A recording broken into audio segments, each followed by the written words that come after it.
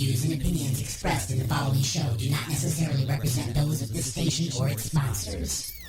Getting your work week started right by stretching out your vagina holes with the attack of the Monday Morning Madcast from outer space. Call into the show live at 313-444-8919. Again, that number is 313-444-8919. Or you can jump in the chat room at alienxradio.com. Am I the meanest? Alien Stone. Am I the prettiest? Alien Stone. Am I the baddest mofo low down around this town? Alien Stone. But who am I? Alien Stone. Who am I? Alien Stone. I can't hear you. Alien Stone. The Shogun of Harlem.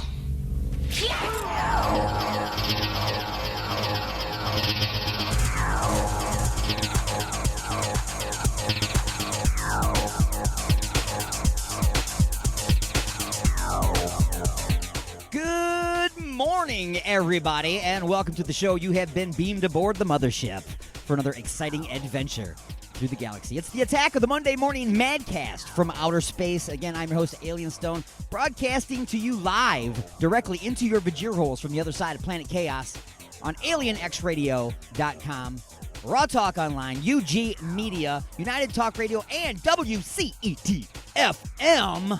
And then our fine affiliates in syndication all around the world. Stations like 920 WON The Apple in New York City, New York, 27.7 The Stream in Chicago, and many, many other fantastic stations in Canada and in the Netherlands and all over the world. I mean, you'll be hearing me talk about the stations as we go. But anyway, let's go ahead and get this thing underway. Coming up on the show today, we are going to talk several times about the Oscars. Why? Because there's a lot to talk about. I'm not going to get all nerdy about it, though. I'm not going to go into, well, so-and-so won this award 12 years ago, and they won because of this reason. I'm not going to do that. I'm going to talk about the Oscars from the point of view of somebody who actually watches real movies, not fancy artistic films and stuff, you know, as a normal person who watches movies for entertainment, and my take on the Oscars and a few different categories and stuff. Anyway, we'll get into that. The other things that we're going to be talking about today, what did a guy do in a courtroom while being charged with marijuana charges, and a drunk cop. Where did they find the cop? All drunk and passed out. It's very interesting. What has Google got to stop doing immediately? There's something Google's doing besides spying on you and, of course, selling your soul and your numbers and everything. But there's something else that they need to just stop doing immediately. And why is a woman suing over her prize that she won in a sweepstakes? She entered a sweepstakes to win a prize. She wins the prize, and now she's suing. I'll explain why. Also, news for your vagina holes, sports, and we're also going to review just a few questions from Inside the Mothership, which airs at 12 noon Eastern here on the station, our fine affiliates, on Sundays. This week we had members from the band Black Heron. Wow, I'm totally blanking out here. Black Heron and Dissect. They were in the studio, as well as we had D-Unit in the studio and myself, and we did a very special Just a Few Questions about musicians and venues and performances. So building your band is going to be coming up in the third hour today. But anyway, let's go ahead and get this show underway like we normally do. It is February 10th. Broadcasting directly into your brain. Let's take a look at this day in history.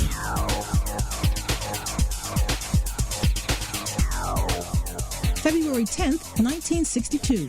A high-profile exchange of prisoners between Washington and Moscow during the Cold War. The Soviet Union releases Francis Gary Powers, an American U-2 pilot shot down while on a reconnaissance flight over its territory. In return, the U.S. hands over Rudolf Abel, a Soviet spy. 1992. In Indianapolis, boxer Mike Tyson is convicted of raping a beauty pageant contestant. Tyson is sentenced to 10 years in prison. He spends 3 behind bars. 1949. Arthur Miller's play Death of a Salesman opens on Broadway. The play's protagonist, traveling salesman Willie Loman, becomes a household name. On the same day in 2005, Miller dies in Roxbury, Connecticut at age 89. In 1964, For the times they are a-changin'. Bob Dylan's album, The Times They Are A-Changin', is released. Its title track, an anthem for the turbulent 60s. Today in history, February 10th. Carlotta Bradley, The Associated Press.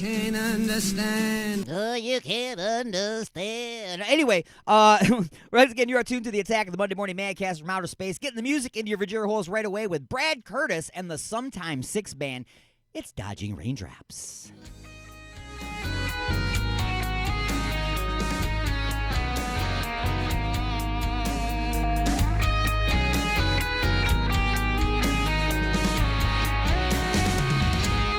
Take your step, watch your way, keep your head in the game. Can you see what you want? Keep your eye on the prize.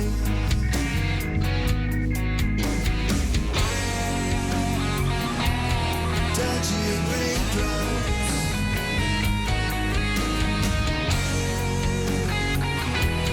dodging raindrops. Sometimes a ray of light seems so far away, and sometimes the night goes on for days. Can you see what you want? Keep your eye on the prize.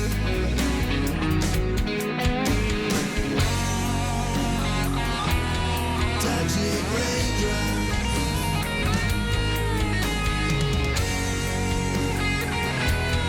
dodging raindrops.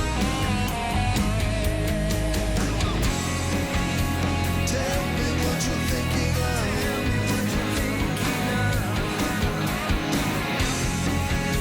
Tell me what you're dreaming of. We can't go there, you and I.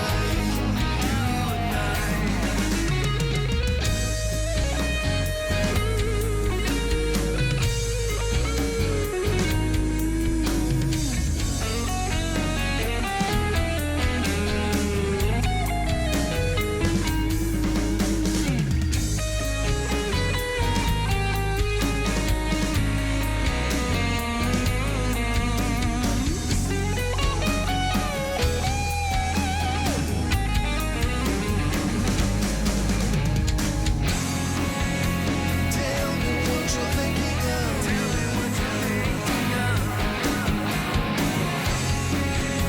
Tell me what you're dreaming of. Can't go. You and I.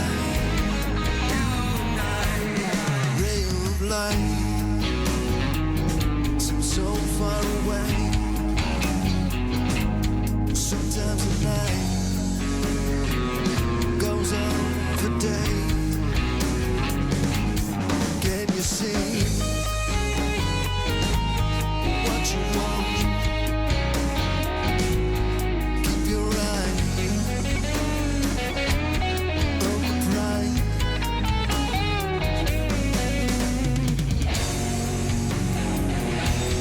Dodging raindrops,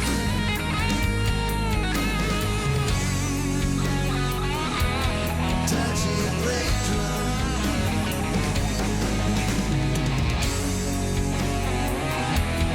dodging raindrops.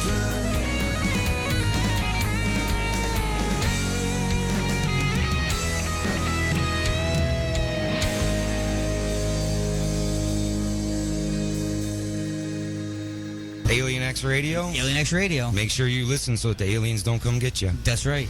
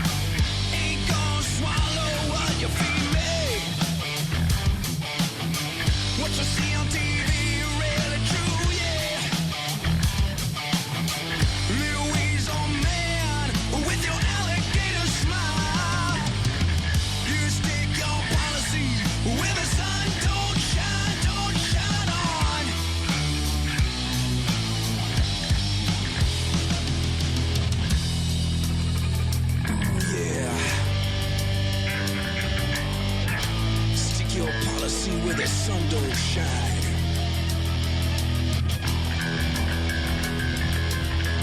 We don't need your war.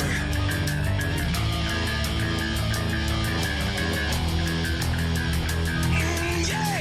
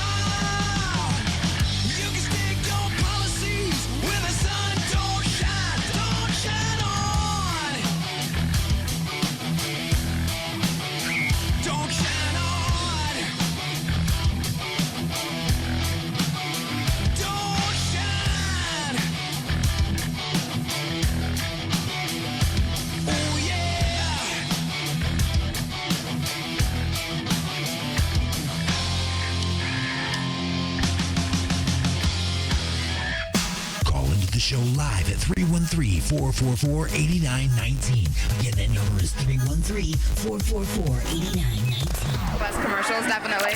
Or you can jump in the chat room at alienxradio.com. It's the attack of the Monday Morning Madcast from outer space. Awesome.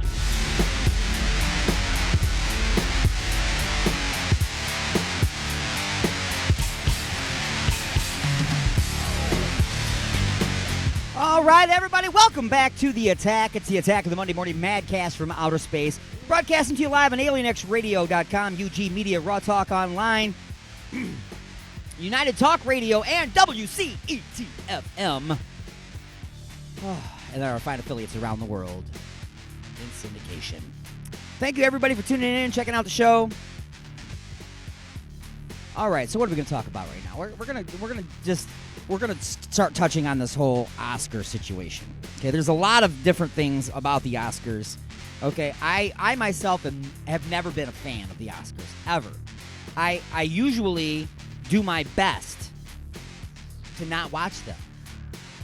I same thing with the Grammys. I don't watch them. The people I think should win never do. People I've never heard of doing things that I've never heard of are always held up, above I just don't understand it. I just don't get it. Maybe I'm not foo-foo enough. I don't get into all these fancy independent films and stuff. I don't know. Okay? I just know that, in my opinion, it's a crap show. It's a giant crap show.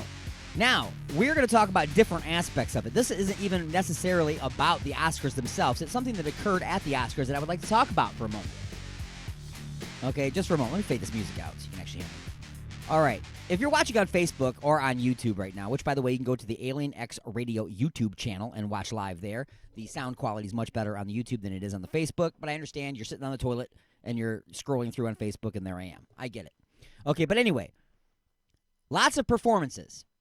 Lots of performances from, musical artists and stuff at the Oscars. Why? Because music is a big part of movies, obviously. They pointed out that there are songs that you cannot take out of a movie and movies you can't take out of the song. And that is absolutely true. That is absolutely true. You cannot hear the song by Simple Minds called Don't You Forget About Me without automatically thinking of The Breakfast Club. It's ingrained in it. It's part of it. That's it. You cannot help but think of Rocky when you hear Eye of the Tiger. You can't help it. It's part of it. It's going to be forever. And of course, you got Eminem, right? Eminem won an Oscar for his song Lose Yourself, which was in the movie 8 Mile.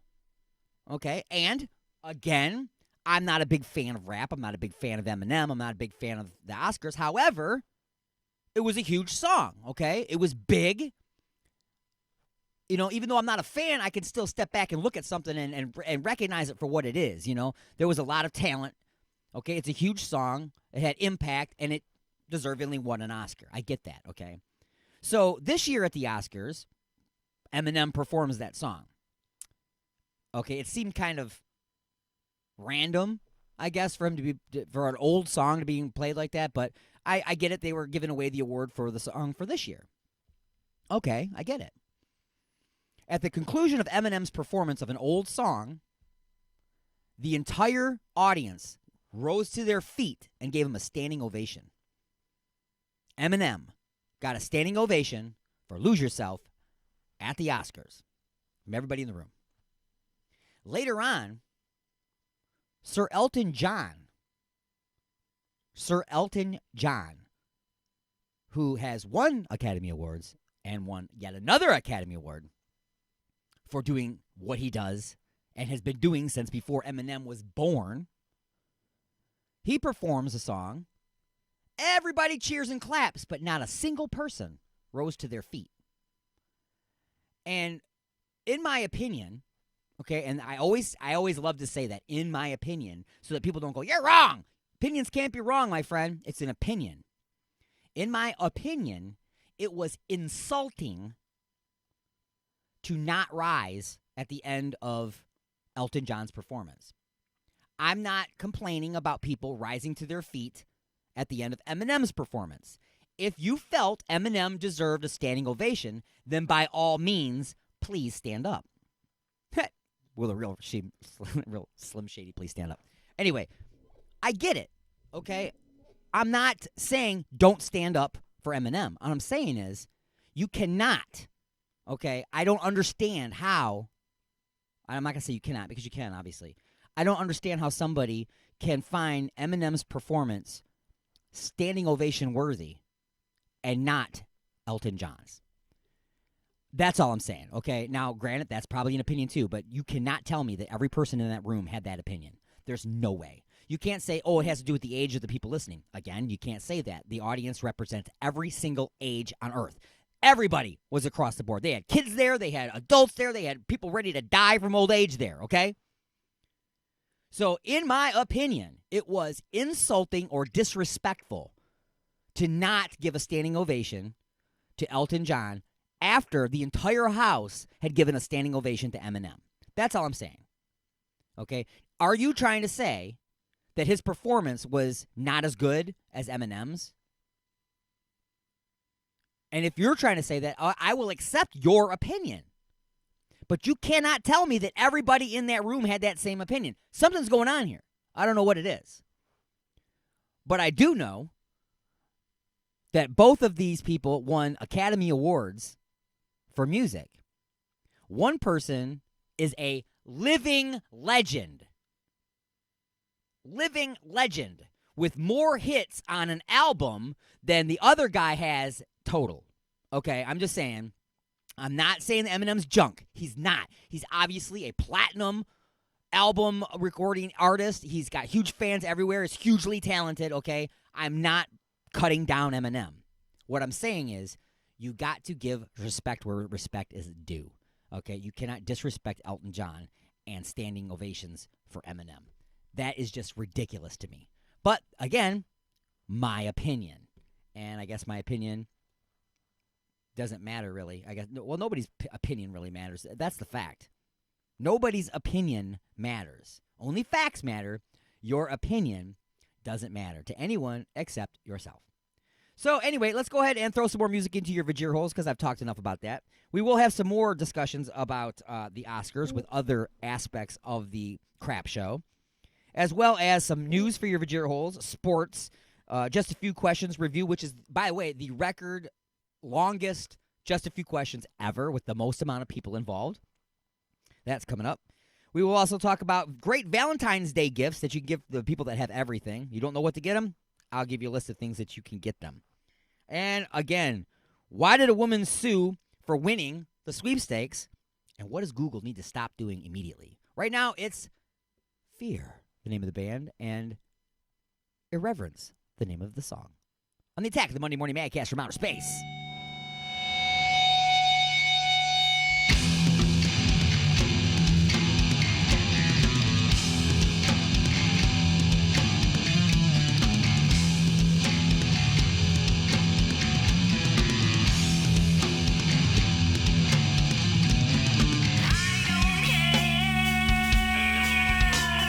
What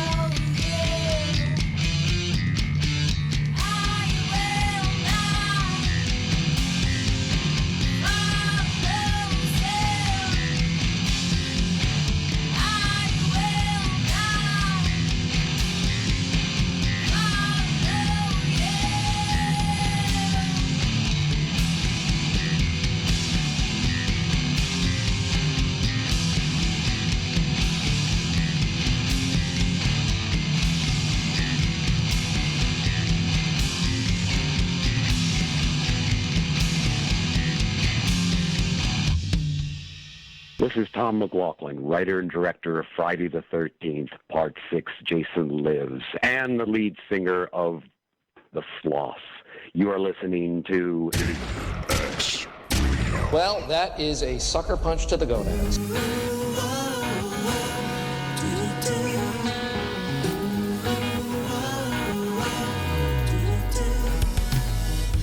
Am I wasting my youth, swimming against the current? I look right into your eyes, wondering where our paths divide. You always crack a little smile, satisfied when you're on time. Too afraid I can find the right words to make the weathered hostile. Ooh, got your trouble, baby, underneath my skin, underneath my skin. Ooh, got your fever burning. When do we begin? Oh, too close, ready for the impact. Keep pushing till I drop. Wake up, born, Mrs. Order. Chaos in my blood, it just won't stop. Ooh, got your trouble, baby, underneath my skin, underneath my skin. Ooh, got your fever burning. When do we begin? Oh, ooh, got your trouble, baby, underneath my skin, underneath my skin. Ooh, got your fever burning. When do we begin? Oh, you got me where you are, where you are.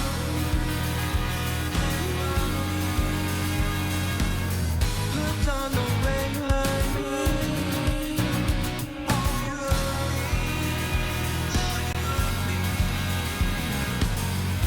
Can't say,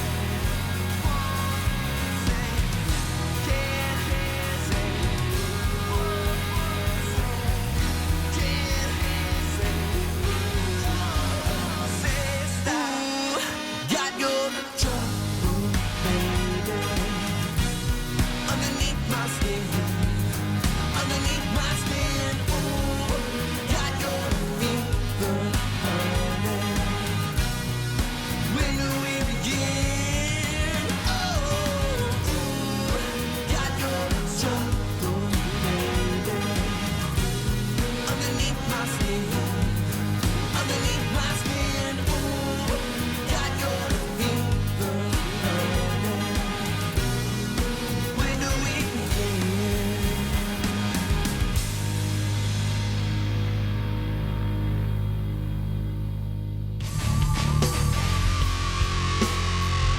All right, folks, we're up against a break. It is time to take a short break, a pause in the action for station identification, and a moment to introduce you to our sponsors or our not sponsors. How about that? If you would like to be a sponsor on the show or the station, by all means, send an email to alienstone@alienxradio.com. Again, that's alienstone@alienxradio.com. We have packages for all budgets. Packages as low as $5 a month for advertising. So give me a call. We'll be back right after this. It's the Attack of the Monday Morning Madcast from Outer Space. And now your weekly news update from NPR. Broadcasting directly into your brain. I've always listened to it. Live from NPR News in Washington, I'm Corva Coleman. The presidential candidates are on a final campaign sprint in New Hampshire ahead of tomorrow's Democratic and Republican primary elections. NPR's Asma Khalid has more. The momentum seems to be behind the top two finishers in the Iowa caucuses. That's Vermont Senator Bernie Sanders and the former mayor of South Bend, Indiana, Pete Buttigieg. On Sunday, both campaigns touted record crowds. Still, a large percentage of New Hampshire voters could change their mind. Elizabeth Warren has high expectations as the senator of a neighboring state, and Buttigieg is facing pressure from other moderate candidates, specifically Minnesota Senator Amy Klobuchar and former Vice President Joe Biden. Biden has been downplaying expectations in New Hampshire, but over the weekend, he also escalated attacks on some of his rivals. Asma Khalid, NPR News, Manchester, New Hampshire. Although Buttigieg and Sanders appear to be leading in the Iowa caucus results and all precincts are in, candidates still have a few more hours today to ask for a recanvass. The Associated Press has not declared a winner. The AP says the caucus information may not be fully accurate and it can still be revised, especially since candidates can ask for recanvassing today. Chinese authorities say they have documented more than 40,000 confirmed cases of the novel coronavirus. The number of deaths from the virus has risen to more than 900. NPR's Rebecca Hersher has more. The latest numbers reported by Chinese health authorities suggest the coronavirus is still spreading in the country. More than 3,000 new cases have been reported in the last 24 hours, and 97 additional deaths were recorded. The majority of newly reported deaths were in Hubei province, where the outbreak began and where it's still most severe. So far, the World Health Organization says it appears that most cases of the coronavirus are mild, although it also appears that older people are at higher risk for becoming dangerously ill. And with tens of thousands of cases still suspected as opposed to confirmed, there's still a lot that epidemiologists do not know about the coronavirus. Rebecca Hersher, NPR News, Hong Kong. Today appears to be the fifth day of a standoff in El Salvador between the Salvadoran president and the country's Congress. At issue is the president's demand for money to beef up El Salvador's security forces. Maria Martin has more. It all started when El Salvador's National Assembly failed to ratify President Nayib Bukele's proposed $100 million loan for a plan to better equip security forces. The president laid down an ultimatum, approved the loan in 7 days. Now, heavily armed police and military have forced their way into the parliamentary building. Maria Martin reporting. It's not clear when Salvadoran lawmakers may meet again to discuss the president's loan proposal. You're listening to NPR News. Oh, honey, what a wonderful surprise. A dozen roses and chocolates, a candlelit dinner, and now champagne and strawberries by the fire. You're so romantic. What do you say we get a little closer?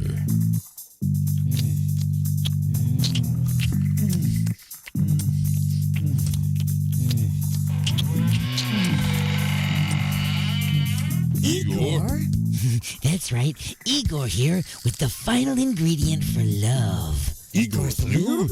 Nothing gets things moving and grooving like my lube, and it prevents chafing. Thanks, Igor. And don't forget, Igor's lube now comes in cherry, mint, and salmon flavor. Igor's lube. Get some today and get some tomorrow.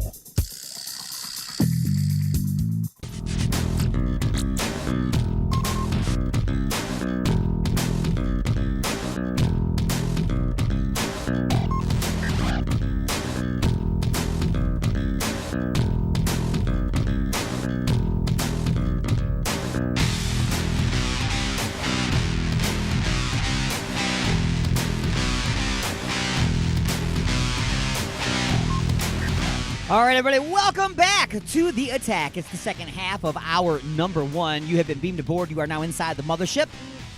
And we're taking you on a triple redunculous speed as we scream through the galaxy. Or at least talking really loud on our cell phones in the back row, pissing off everybody watching the movie. And everybody who's watching the movie isn't watching the Oscars anyway because apparently, I don't know. Maybe I'm just out of touch. I don't know. I don't know half these movies. I don't know half these people. There was a person performing, and I was like, oh, this is a new artist? Is this a brand new artist? No, it's not a brand new artist. She's been around forever, and she's an actress, too. Didn't even know. Why? I don't know. No explosions in her movie. I don't know. Whatever. But we are going to be talking about the Oscars. Remember, the Alien X lines are open during the show, too. If you have something you want to chime in on, be it about the Oscars or any of the other things that I'm talking about on the show, by all means, give me a call. 1-313-444-8919. Again, that's 1-313-444-8919. Or Alienstone1. That's Alienstone and the number 1. That's my Skype handle. You can call me that way as well. Be happy to put you on the air. Please do so while I'm talking on the air. If you hear music playing, I'm not going to answer the phone until the song is over. If I do answer the phone while the song's going, I'm going to immediately put you on hold. And as soon as the song ends, boom, I'll come back to you. Okay? That's how it works. That being said, I need some more music for the Bajir Holes. I don't know what I'm going to play. I'm looking around. Oh, I'm never prepared. You know what I'm saying? You know, one of the very first bands to ever submit music to the station was a band from Canada named Curse the Witch. One of the very first bands that ever submitted to the station. So I'm going to go ahead and play this tune. This has been on the station now for a good 6 years straight. Curse the Witch with Empty Nights, the name of the tune. And don't go anywhere, because when we come back, I'm going to tell you why a lady sued somebody for winning the sweepstakes. No, she didn't sue somebody else who won. She sued because she won the sweepstakes. I'll explain why right after this.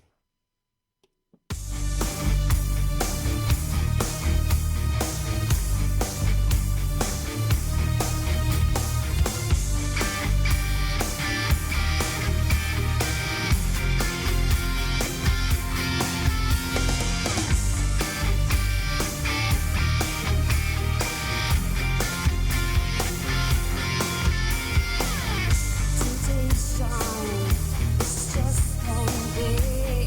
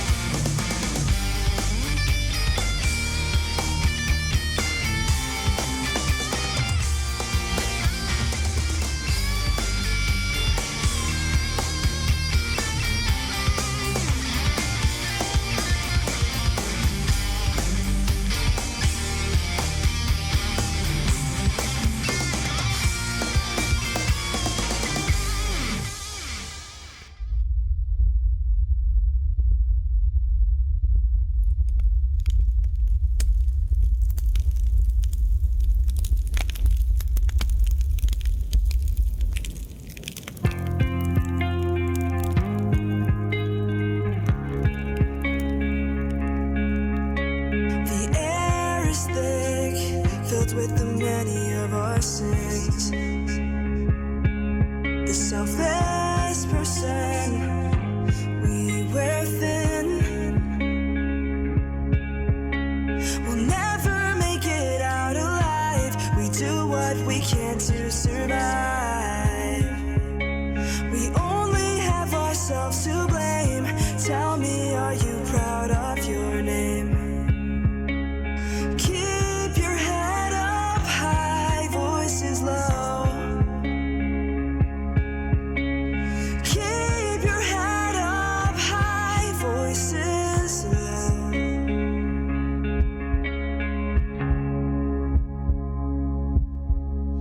It's burning to the ground. The air is silent. City I once knew is filled with violence. Scattered through the brush. The smoke is blinding, and I can't see a thing.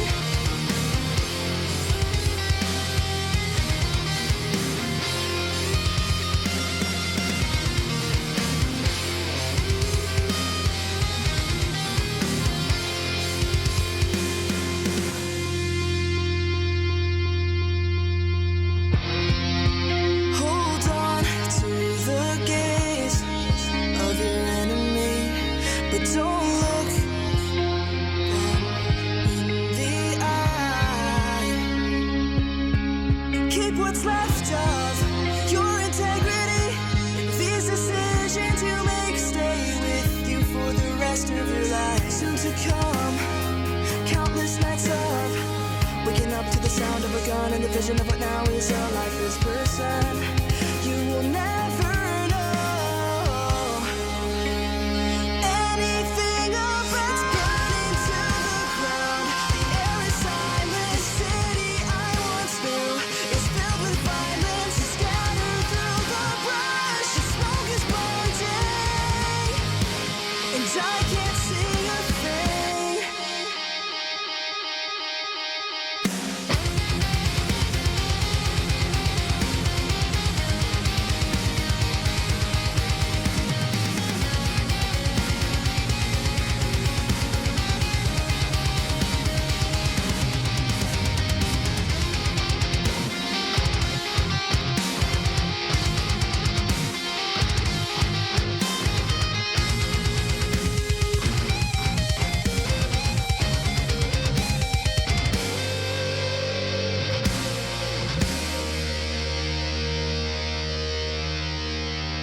It's burning to the ground. The air is silent. The city I once knew is filled with violence. We scattered through the brush. The smoke is blinding, and I can't see a thing.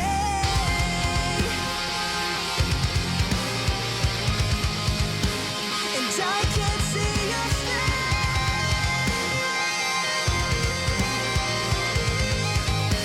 We're burning to the ground.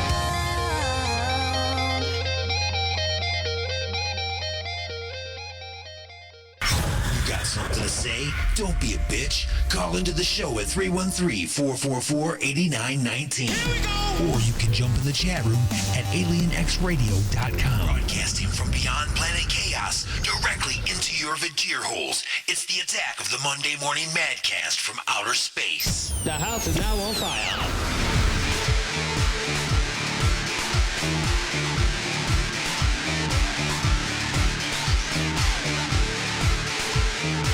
All right, everybody, welcome back to the attack of the Monday Morning Madcast from outer space. Going to talk about a couple things here before we get to the end of the hour and put some more news into your vajir holes to let you know what's happening in the world. Let's go ahead and start off with this. This lady.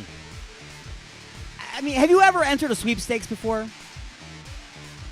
You know, let's say you're walking through the mall and they got that fancy truck parked in the walkway of the mall with the little barriers around it and stuff, and then they got the little box that you can fill out, you know, or the little paper, and they put it in the box, and you can win that truck. You know what I'm saying? And then you get a call a week later, and they tell you, hey, you won the sweepstakes. You're like, awesome, I got a truck. They're like, well, no, you didn't win the truck. You won a trip.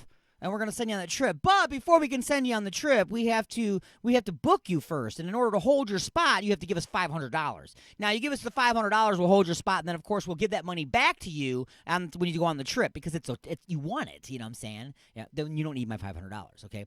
That's an obvious slap-in-the-face lie is what that is, okay? But this woman is just stupid.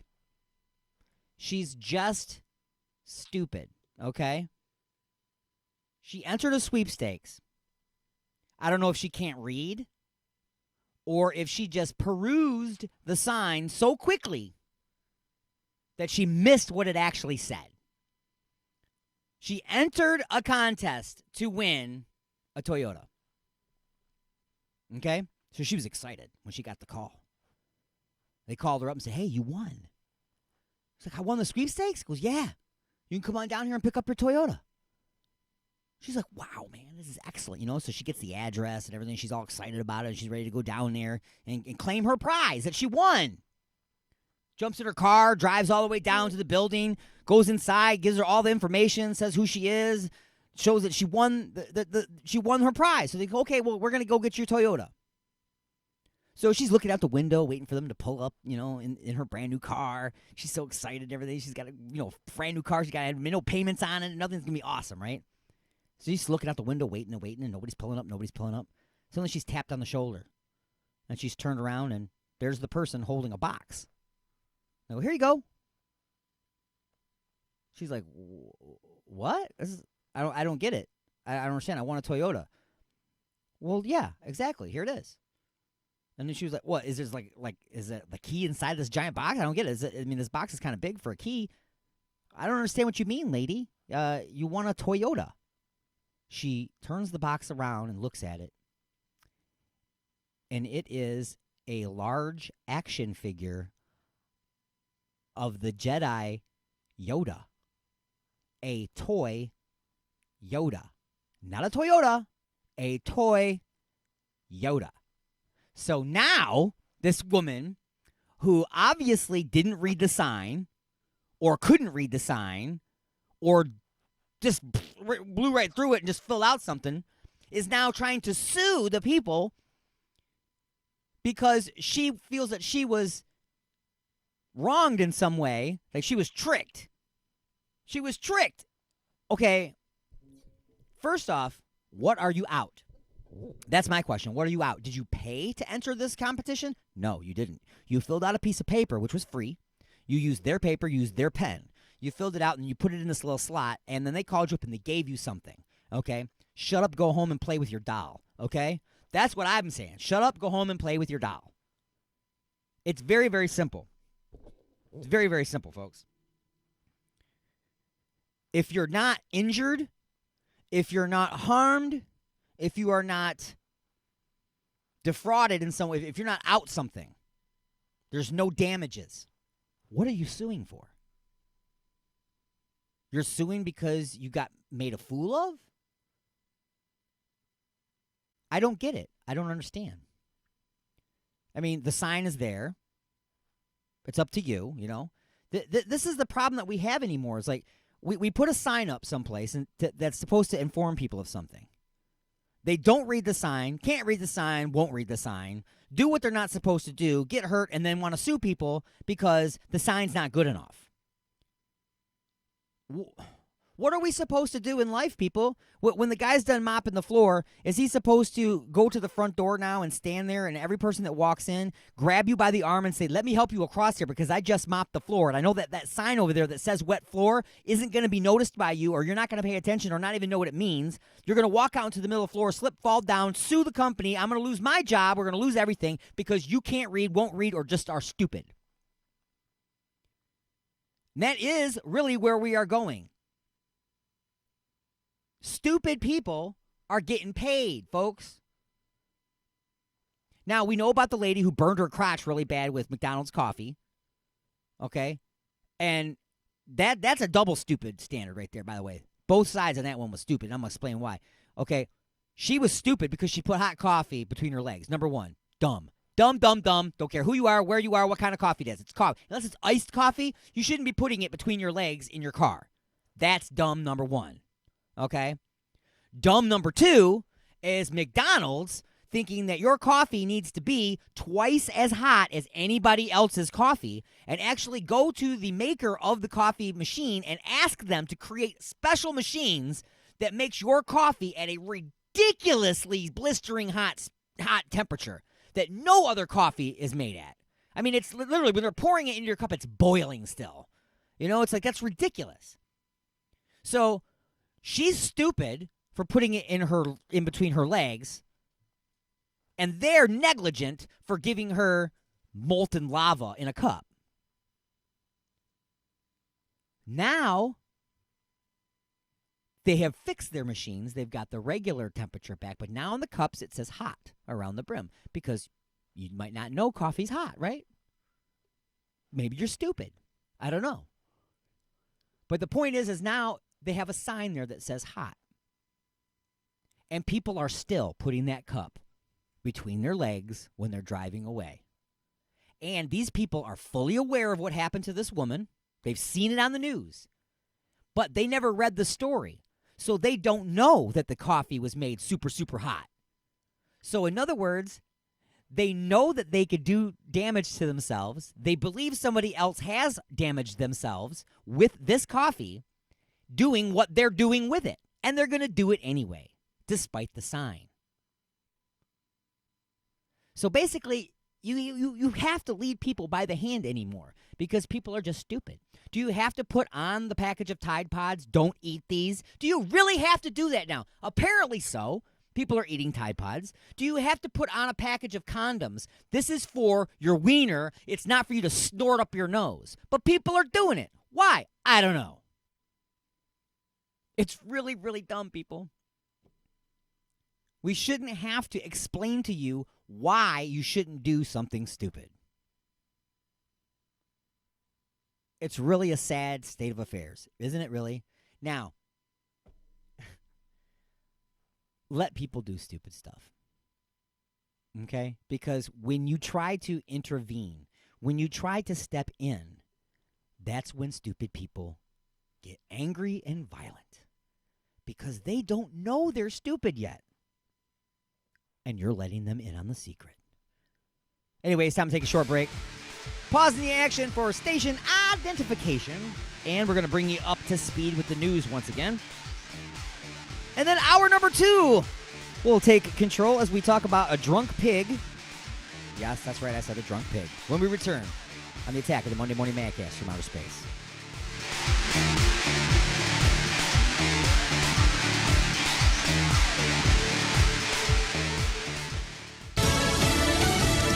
First at the Oscars. I'm Dave Anthony, Fox News. A movie with subtitles won the biggest Academy Award of all. And the Oscar goes to Parasite. Parasite has made history at the Oscars on ABC as the first foreign language film to win Best Picture. I feel like a very opportune moment in history is happening right now. The film picked up 4 awards, including Best Director for Bong Joon-ho. That's Fox's Michelle Polino at the Oscars. Joaquin Phoenix won Best Actor for Joker. Renee Zellweger, Best Actress for Judy. Brad Pitt and Laura Dern won for supporting actor roles in New Hampshire. Some folks are saying, what business does a mayor have running for president? I'm running against some guys, Pete Buttigieg, among others, who have raised campaign funds from over 40 billionaires. Pete Buttigieg and Bernie Sanders, and the last full day to campaign is today before tomorrow's primary. They finished tied pretty much at the Iowa caucuses. In 2 hours, President Trump will send a more than $4 trillion budget plan to Capitol Hill, but there's no support from House Democrats. Speaker Nancy Pelosi says the plan shows just how little the president values the health, financial security, well-being of hardworking families.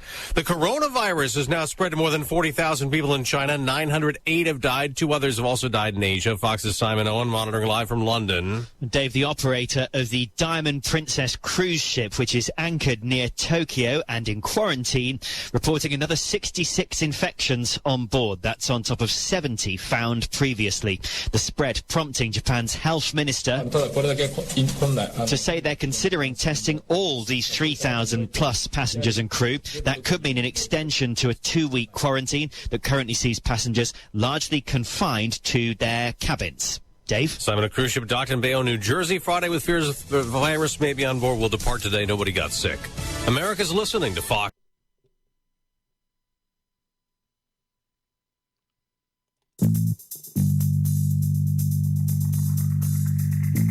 Me and my lady want to get busy tonight. What do you recommend? Igor's Lube.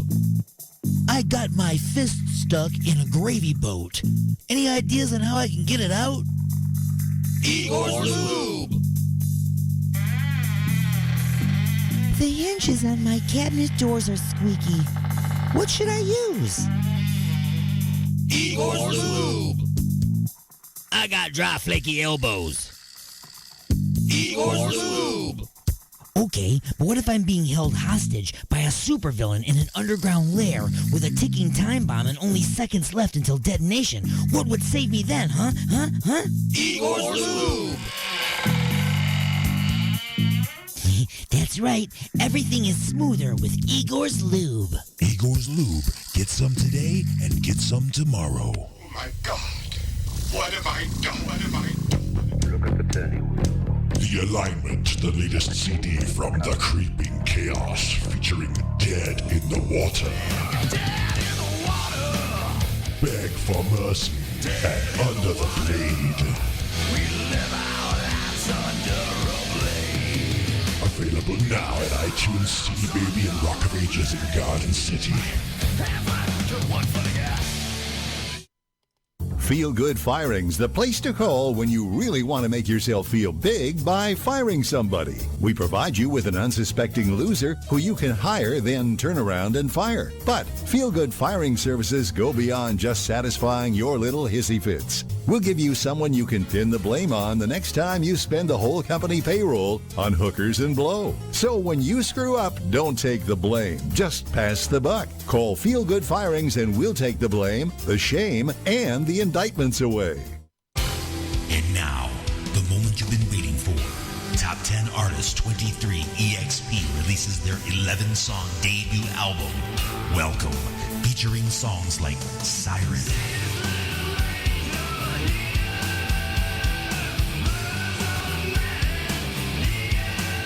This album is guaranteed to satisfy your hunger with songs like Food.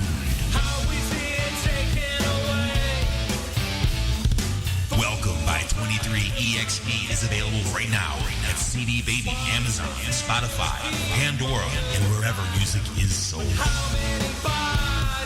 And yes, this album includes the #1 song, Stand Up.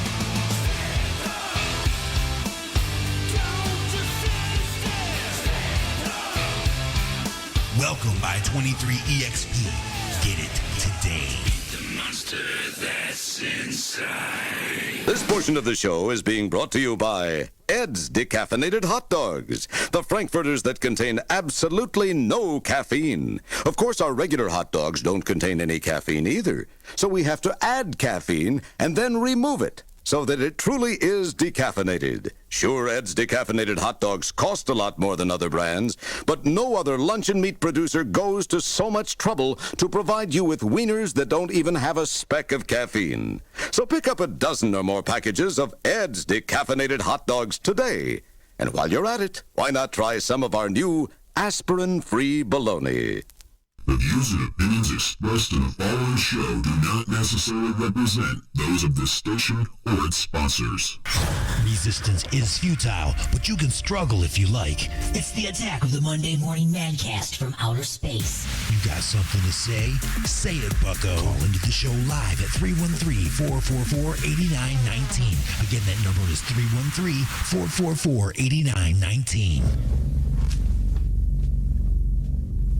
Am I the meanest? Alien Stone. Am I the prettiest? Alien Stone. Am I the baddest mofo low down around this town? Alien Stone. But who am I? Alien Stone. Who am I? Alien Stone. I can't hear you. Alien Stone. The Shogun of Harlem.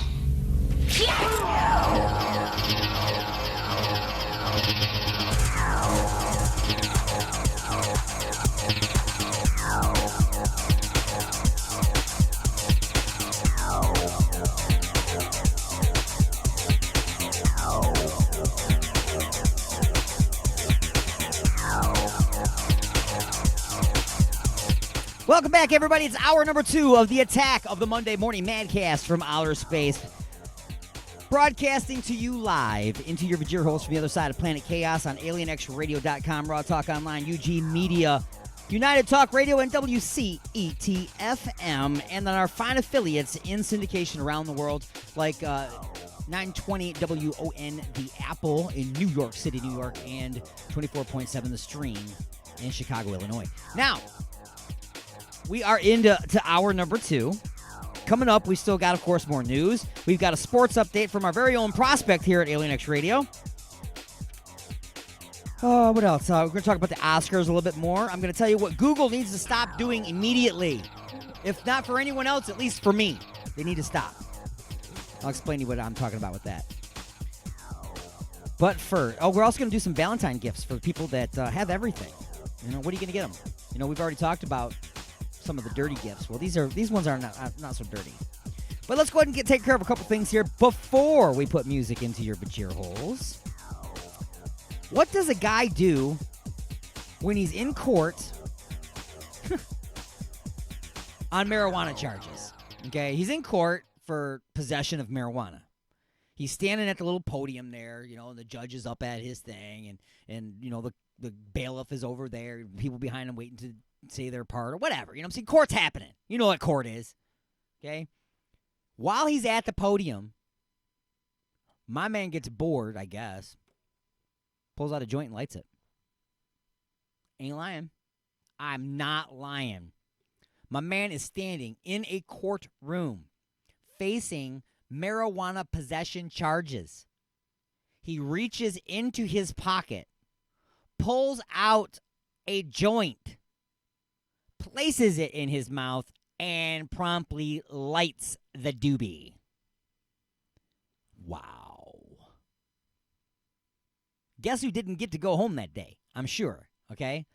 It's like, all right, you're already in court for possession of marijuana. Okay, now people like, you know, that are in some of the states that have rightfully so legalized the recreational use of marijuana. Okay, you could go through the correct procedures and legally be allowed to carry it and not have to go to jail. But you're in court, okay, so you're illegally carrying it in a place where you're not allowed to have it.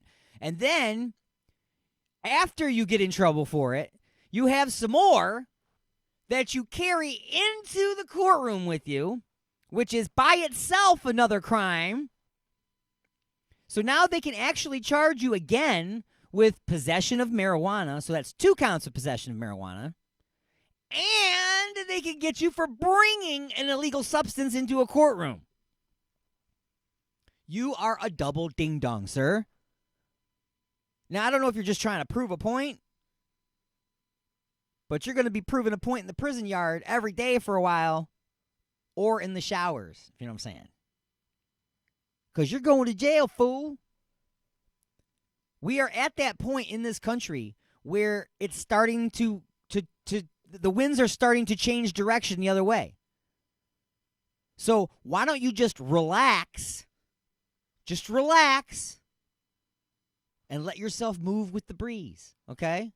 It's on its way, bro. It's on its way, okay? You'll be able to have your marijuana, cigarette, and walk around, no problem, everywhere. It's going to happen. It's going to happen. But until then, discretion or imprisonment. That's all I'm trying to say, dude. You're a fool. So, before we put more music into your ear holes, I also want to tell you about this. Moderation, people. Moderation. People need to learn moderation. Some people already know moderation, but you know who doesn't? Animals. They don't know moderation. Put a handful of food in a dog's dish and watch that dog scarf it down. Put 2 handfuls of food in that dog dish and watch that dog scarf it down. Open up the entire bag, dump it out on the floor, and the dog will eat until he pukes. Okay? That being said, a pig wandered into a camping site and managed, I don't know how he did it, okay? It's not like it's a boar, okay? It's a pig. This was a farm pig. It's not like a wild boar. It went into the campground and somehow managed to open and consume, I don't know how, 14 beers. 14 beers would make me a sloppy, disgusting, ridiculous drunk. And I definitely outweighed this pig, okay? It's not like a big, giant hog. It was a little pig. So, just like any other creature on Earth that consumes too much alcohol, he became a bit of a jerk. Okay? He became a bit of a jerk. He staggered back to the farm and started a fight with the cow. No, this is not a children's story. The pig attacked the cow. Blows my mind, people. So, once again, alcohol, marijuana. Marijuana will not make a pig attack a cow. Anastasi, the name of the band. Eternal Deception, the name of the song. The Attack of the Monday Morning Mancast from Outer Space.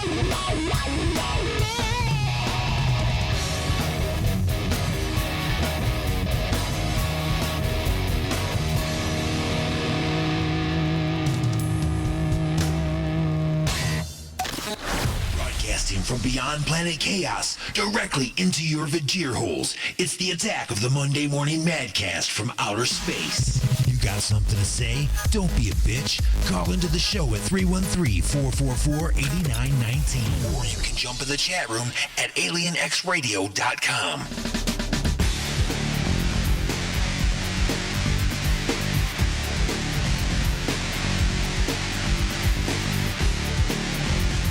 All right, everybody, it's the attack of the Monday Morning Madcast from outer space, broadcasting to you live from the other side of planet chaos as we scream through the galaxy at triple redunculous speeds. On alienxradio.com, UG Media, Raw Talk Online, United Talk Radio, and WCET-FM, and then our fine affiliates around the world in replay and syndication. Thank you all for joining me. The Alien X lines are open. 1-313-444-8919. Again, that's 1-313-444-8919. Or Skype and the number... so the Skype is Alien Stone and the number 1, all one word. Alien Stone, number 1 on the Skype. Give me a call. Coming up yet on this hour. What do we got coming up on this hour? We still got another news update. We got a sports update. It's your weekly sports update brought to you by The Prospect here on Alien X Radio. We're going to do music news. Tell you what Google needs to stop doing just to make me happy. And then we're going to talk some more about the Oscars again at the end of this hour. We're not done talking about the Oscars. We're going to do it again next hour as well. There's different things to talk about. We already talked about how rude it was to give Eminem a standing ovation, but not Elton John. Now, let me rephrase it, because again, it sounds like sour grapes against Eminem. It was rude to not give Elton John a standing ovation and give Eminem. So you got to say it the other way around. Because it's not rude to give somebody a standing ovation that deserves one. But it's rude to just do it to one and then, you know what, I'm tired now, so I think I'll just sit down for the rest of this. It's freaking Elton John, okay? Freaking Elton John. Anyway, sour grapes on me, I guess. Moving and grooving right along. This guy... he felt a little frisky, I guess. He was a little frisky. He wanted to get a little fun time, you know what I'm saying? With a lady of the evening, if you will.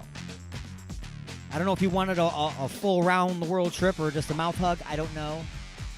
But he went out, found a woman on the street. She looked like she was a lady of the night that was selling her business. So he approached this lady of the night and said that he would like to employ her services. She explained that it was going to cost. And he thought he was going to negotiate. Okay. I don't know, maybe she said $20 and a pack of Lucky Strikes, or maybe she said $200, $2,000. I don't know. But what he decided was Alfredo. He's like, I will give you a dish of fettuccine Alfredo in exchange for your sexual services. Now, number one, you're stupid for going after a hooker. Number two, you're stupid for negotiating with a hooker. Number three, you're stupid for offering a plate of fettuccine Alfredo in exchange for the hooker services. And now that you had three stupid things, here comes the fourth stupid thing. Are you ready? Are you ready for this? She was an undercover police officer. Ha ha, sucker! Undercover police officer, you have been busted. You are now going to jail, getting a solicitation ticket for trying to negotiate a hooker down to a plate of fettuccine Alfredo. Wow. Okay. Some people do have, worse days than me. Limberlost and Long Shadows, the name of the song on the Attack of the Monday Morning Madcast from Outer Space.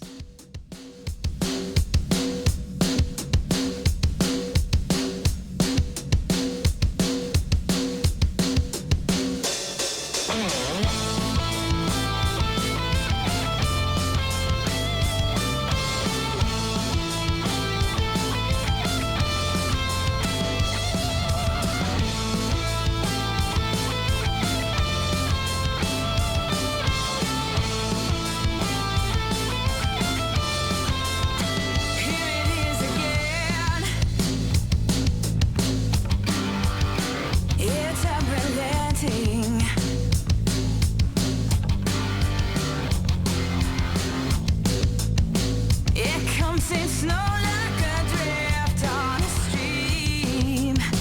Pulls me under in reckoning. The long shadows bring me down on my knees. Drowning in sudden tragedies. But it's impressed on my soul to resist. I'm not going on like this, yeah. Hey!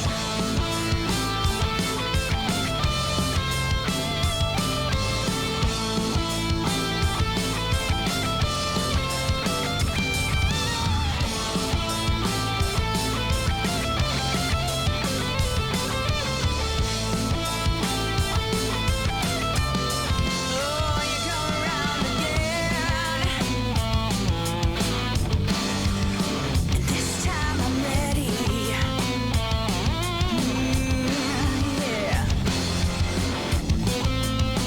I'm running hard for the break of the dawn. Take your shot. You can't catch me. I'm gone. Yeah. The long shadows bring me down on my knees, drowning in sudden tragedies.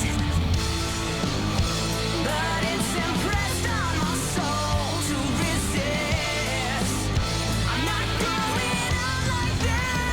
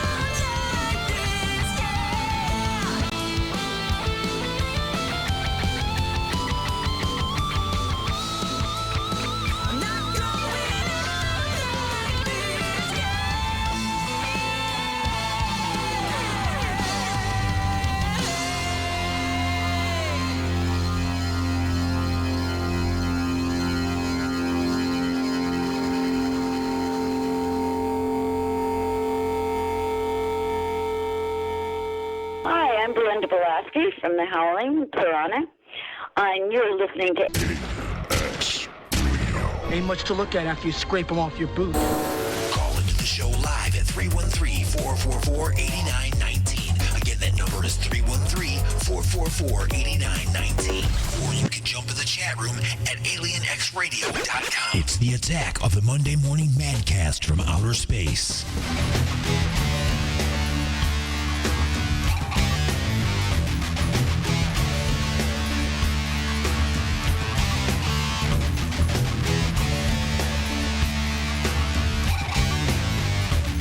All right, people, we're up against another break. That's all right. It's coming up on the exact halfway point of the show. Got to take another short break, pausing the action for station identification. I'm going to fill you in on some things with the news, and then, of course, our weekly sports update with the prospect. When we come back, I'll tell you what Google needs to do to make me happy, and I'm sure a lot of other people would like them to stop doing what it is that they're doing. And then we're going to revisit the Oscars once again, as well as more music for your Vajir holes. Now, in hour number 3, more Oscars talk, more music for the Vajir holes. Where did they find a drunk cop passed out at? And then we will revisit just a few questions from Inside the Mothership yesterday, which aired at 12 noon Eastern, right here on these fine stations. So, as I said, going to take that short little break, but I want you to think about it for a little bit. I want you to think about it. Do you want to get involved in the Oscar conversation? You don't even know what I'm going to be talking about this particular time. Okay, I'll tell you what. I'm going to talk about Best Picture. Okay, we're going to talk about Best Picture. Now, I always say what we're going to talk about, and then when we get to that point, you realize I'm going to be talking about it in a way that you didn't expect. So yes, it will involve Best Picture, but there'll be a little twist on the conversation. And if you want to get involved, it's 1-313-444-8919. Again, it's 1-313-444-8919. Them's the numbers. You can also Skype me at AlienStone1. That's the number 1, not the letters. Number 1, AlienStone1. If you want to avoid, you want to use your deflector array on all those international phone charges. You know what I'm saying? So anyway, we're going to take that short break, pause the action. We'll be back right after this with more of the attack of the Monday Morning Madcast from outer space.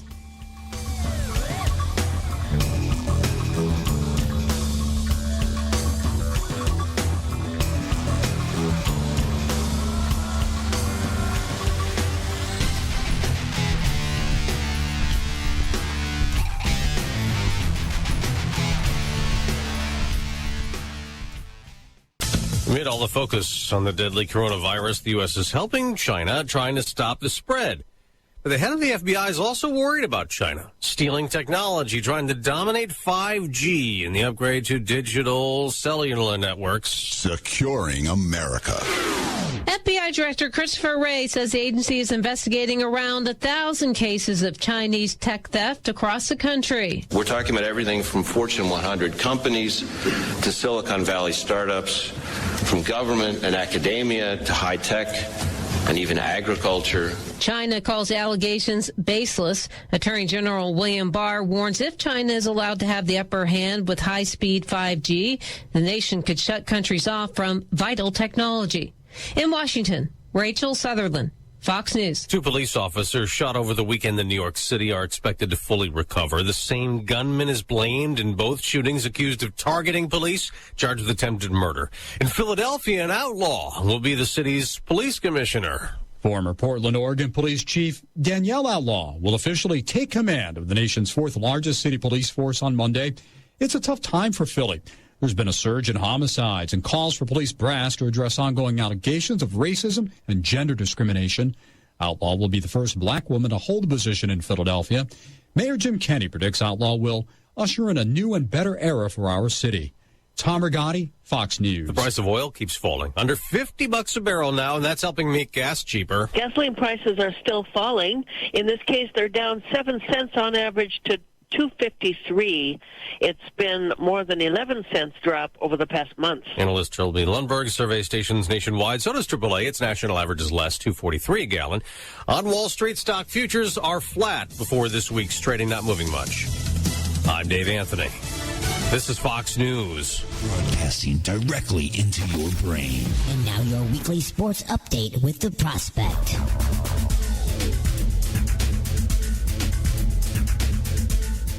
Welcome to a cold as balls weekly sports update with The Prospect on Alien X Radio.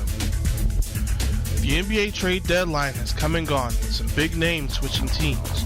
Golden State sends D'Angelo Russell and 2 others to Minnesota for Andrew Wiggins and 2 draft picks. Wiggins has been deemed eligible to play his first game as a Warrior. Detroit trades Andre Drummond to Cleveland in a surprise move as they receive John Henson, Brandon Knight, and a second-round pick in the 2023 draft. In a 3-team deal, Andre Iguodala is taking his talent to South Beach as he, Jay Crowder, and Solomon Hill are traded from the Grizzlies to the Heat for Dion Waiters, Justice Winslow, and James Johnson. The Timberwolves, not done after the Wiggins-Russell trade, acquires Johnson from Memphis in exchange for Gogoy Dieng. And what's a trade deadline without a blockbuster mega deal? 12 players total have been dealt, as the Rockets get Robert Covington from Minnesota, Atlanta gets Clint Capella from Houston, Minnesota uses 2 draft picks, one of which they acquired from Houston in the mix, to give to Denver in exchange for Malik Beasley and Juan Hernan Gomez. A lot of teams making big moves as they jockey for position in an effort to unseat the Raptors as the champions. The XFL is back. The resurrected league returned as what many call a 19-year hiatus to pick up where they left off with a more toned-down and innovative style of play. And if their first week of games are any indication of the short-term future of the league, we may actually see a full season of appetite-satisfying football. The XFL does have their own rule book designed with safety and game flow in mind, and I have provided a link on my Facebook page that will tell you everything you'll need to know. Or you can just watch the games itself, which pretty much explains everything you'll need to know. Hopefully they'll last a little bit longer than the Alliance of American Football and other upstart leagues before them. Well, tune in next week for more sports. For Alien X Radio, I am the Prospect, saying until next time, Prospect out.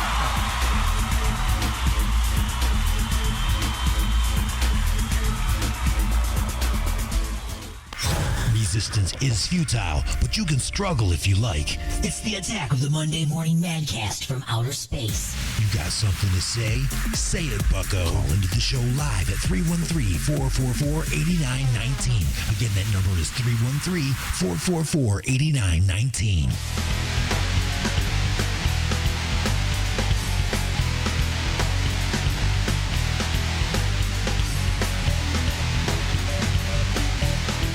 All right, everybody, welcome back. It's the attack of the Monday Morning Madcast from outer space. Alien X Radio, UG Media, Raw Talk Online, United Talk Radio, WCET-FM. Those are our live affiliates. And then we're in syndication around the world on about 20 other stations in several other countries. It's kind of an amazing thing, really. About 10 years ago, this would have been just not possible.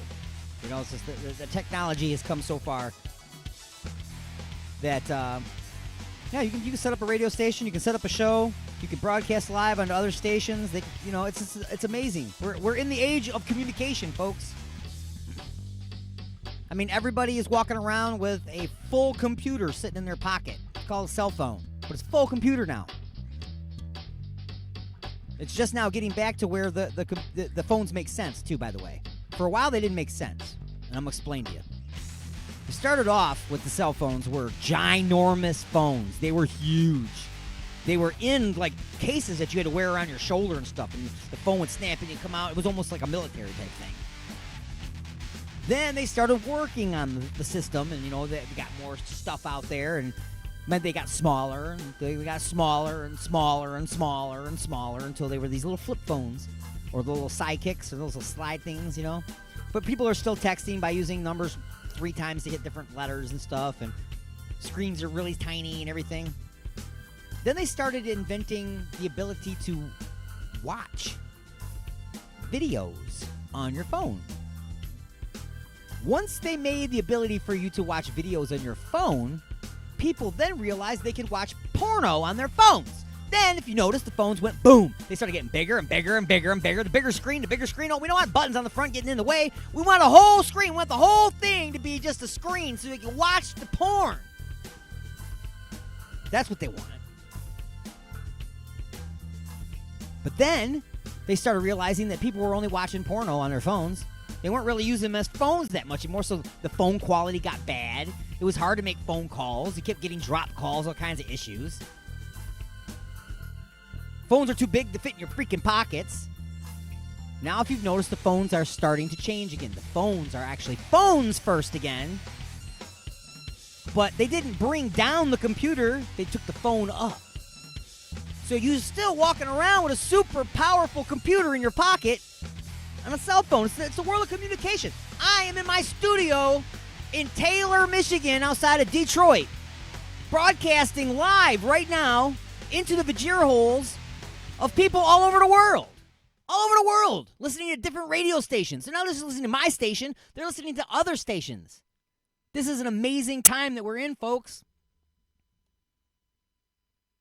And not just because it's the age of computers. Not just because it's the age of information, but because, like I said, folks, you can watch porno on your phone. Brand new submission from Matt Springfield. Things I've said on the Attack, the Monday Morning Madcast from Outer Space.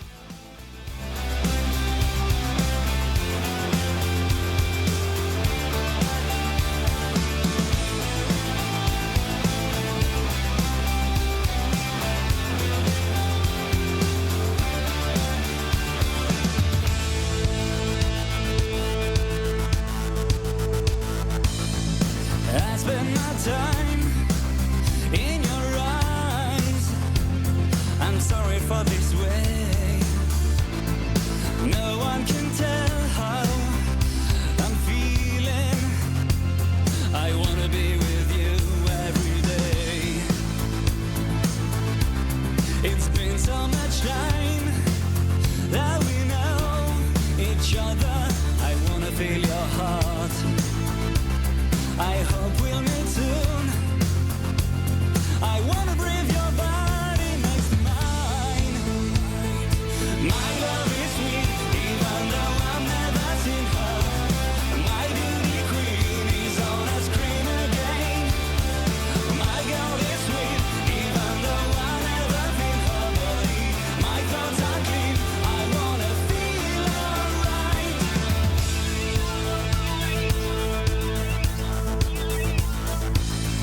I spend my time in your eyes. I'm sorry for this way. No one can tell how I'm feeling. I wanna breathe your body next to mine. You make me believe in love. My love is sweet, even though I've never seen her. My beauty queen is on a screen again. My girl is sweet, even though I never feel her body. My thoughts are clean, I wanna feel alright. My love is deep, even though I've never seen her light. My beauty queen is on a screen again. My girl is sweet, even though I never feel her body. My thoughts are clean, I wanna feel alright.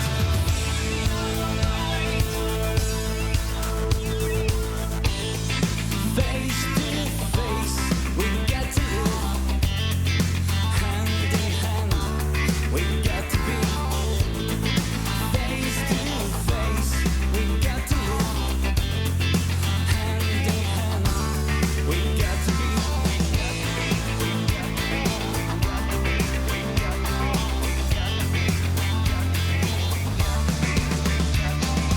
My love is sweet, even though I've never seen her. My beauty queen is on a screen again. My girl is sweet, even though I never feel her body. My thoughts are clean, I wanna feel alright. My love is deep, even though I've never seen her light. My beauty queen is on a screen again. My girl is sweet, even though I never feel her body. My thoughts are clean, I wanna feel alright.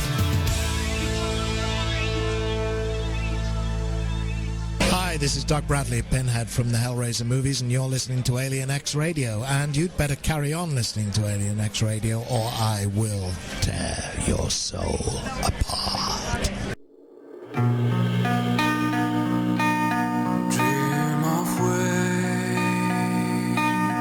yeah, we know there's days.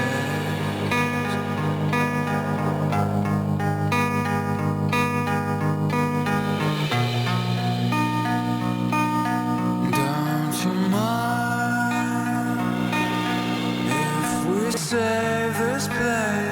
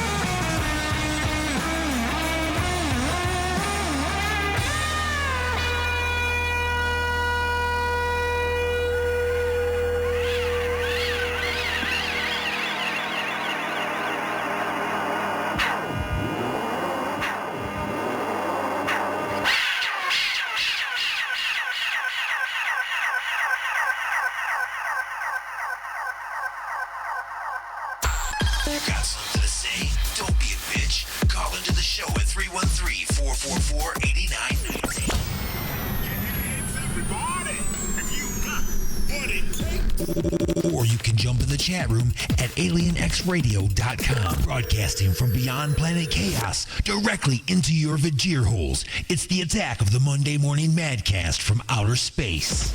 Come on.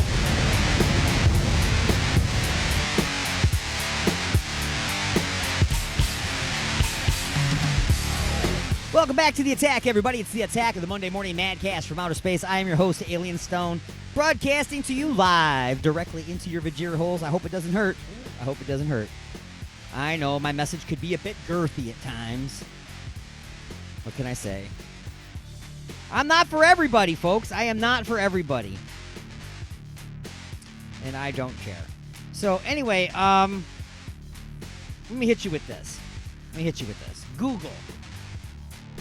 Google does a great number of things to harm people. You know, they steal their information, they sell their information, they listen to them, they spy on them. They just do horrible things, okay? They're not all these companies are bad. These big companies, Google, Amazon, Disney, they all suck. Okay, every one of them are evil corporations that are just screwing people over left and right. It's all about the almighty dollar. Every one of them, I believe the CEO is Satan himself. But Google is doing something different now that I want them to stop immediately. Need to stop it immediately. Those of you who just watched the Super Bowl know that they have a commercial. They got a commercial they played during the Super Bowl. It's like a chat screen. And you hear some old guy talking about his wife who's passed away. And he keeps telling Google to remember things about her. Remember how this, and remember how that, remember how this. And they're showing videos of them together back in the day. And you really come to realize through this commercial that she's dead. He's alone. And he's talking to the Google device. The Google device remembers all the stuff that he told it to remember about his wife, who's passed away. Then at the end, you hear him say, come on, and you hear him taking his dog for a walk. And the thing that's even more sad at the end of that is I know that dog is on a time frame also. So twice now, Google, twice, I was watching television. I did not watch the Super Bowl, but you're replaying this commercial now. Twice, watching television in my living room, blindsided by this commercial.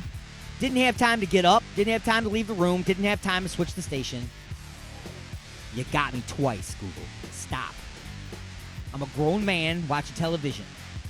I don't have time to cry, okay? I don't have time to cry.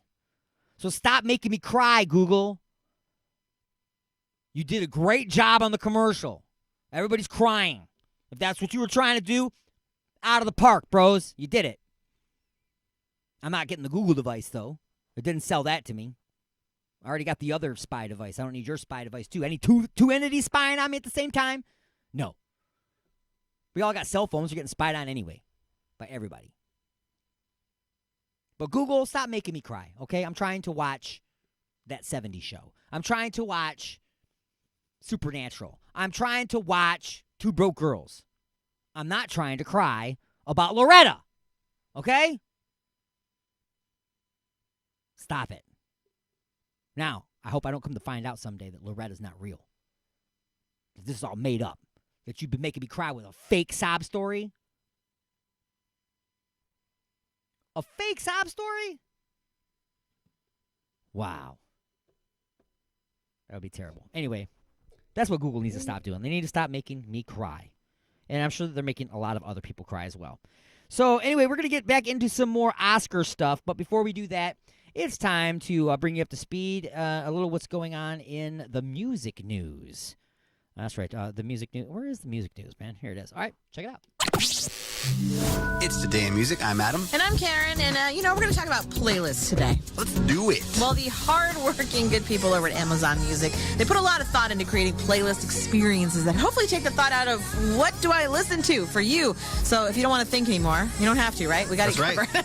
One playlist that we've been talking about is 2020 Artists to Watch, which includes some artists that we've been talking about, like Gabby Barrett, Omar Apollo, Inhaler, Roddy Ricch, and many others that you're going to hear a lot more from over this coming year.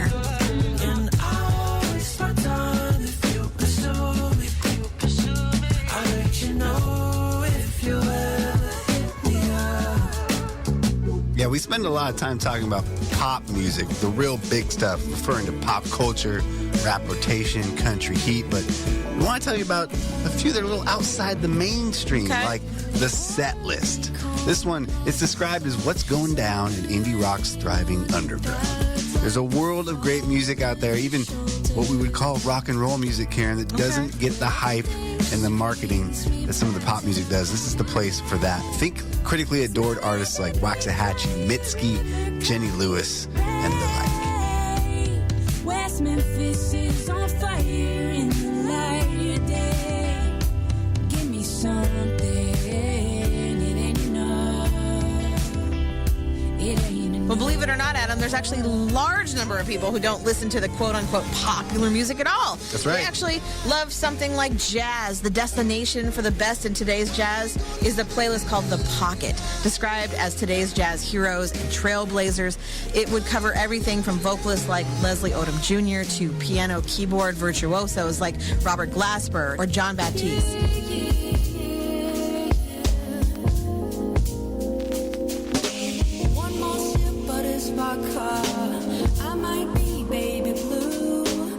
And then there's the term world music, which is really not helpful because that's like all the music outside of the U.S., really. Well, one place I've been dipping my toes into is Afro Vibes, which highlights the best of Afrobeats music.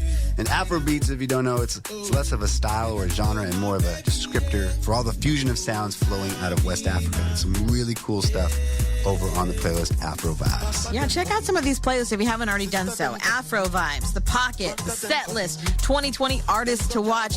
Get a little deeper than the mainstream people. That's right. There's over 50 million songs for you to explore, waiting for you at Amazon Music Unlimited. Just ask Alexa to learn more. And as always, thank you for listening to Today in Music.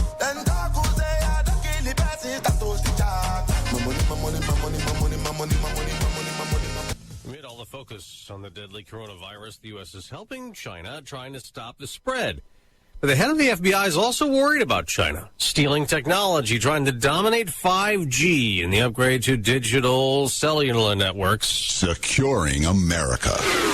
FBI Director Christopher Wray says the agency is investigating around 1,000 cases of Chinese tech theft across the country. We're talking about everything from Fortune 100 companies to Silicon Valley startups, from government and academia to high tech and even agriculture. China calls allegations baseless. Attorney General William Barr warns if China is allowed to have the upper hand with high-speed 5G, the nation could shut countries off from vital technology.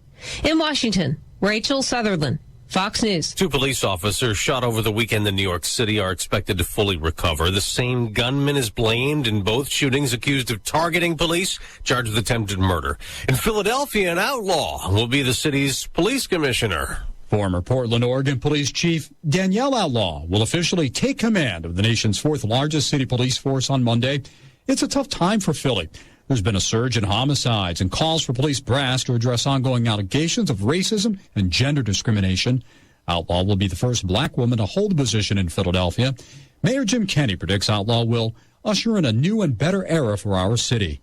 Tom Rigotti, Fox News. The price of oil keeps falling. Under $50 a barrel now, and that's helping make gas cheaper. Gasoline prices are still falling. In this case, they're down 7 cents on average to $2.53. It's been more than 11 cents drop over the past month. Analyst Trilby Lundberg survey stations nationwide. So does AAA. Its national average is less, $2.43 a gallon. On Wall Street, stock futures are flat before this week's trading, not moving much. I'm Dave Anthony. This is Fox News.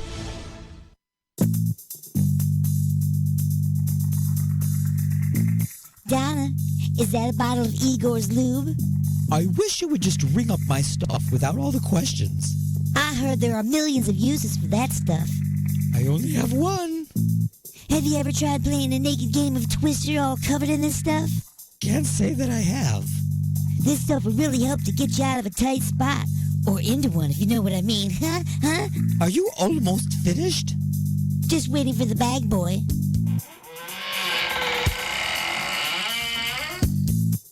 Igor?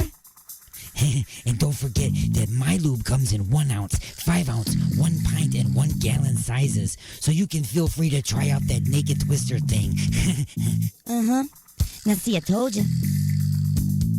Igor's Lube. Get some today and get some tomorrow.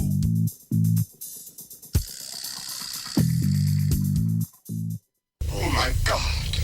What have I done? What have I done? Look at the turning wheel. The Alignment, the latest CD from The Creeping Chaos, featuring Dead in the Water. Dead in the water. Beg for mercy and Under the Blade. We live our lives under a blade.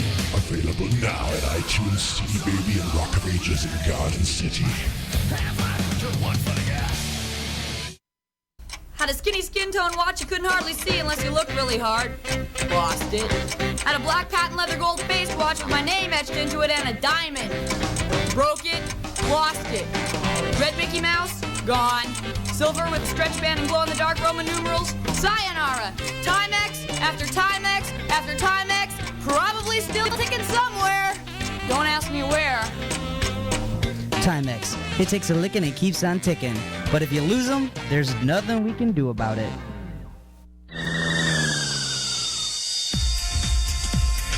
When you need the absolute fastest high-speed internet for your home or business but need to stay on your budget, then you need to give AlienCast a try. AlienCast high-speed fiber optic dial-up features ultra-fast dial-up speeds for way less than that fancy schmancy DSL or cable internet. Plus, AlienCast has all the great features you've come to expect from dial-up service, such as plugging your landline into your computer, installing an archaic phone modem card, and not having to mess with all that Wi-Fi nonsense, all for a fraction of the cost of internet that's way too fast for most people anyway. Call 188-GO-ALIEN to get AlienCast high-speed dial-up in your home today. AlienCast. Out of this world internet, down to earth prices.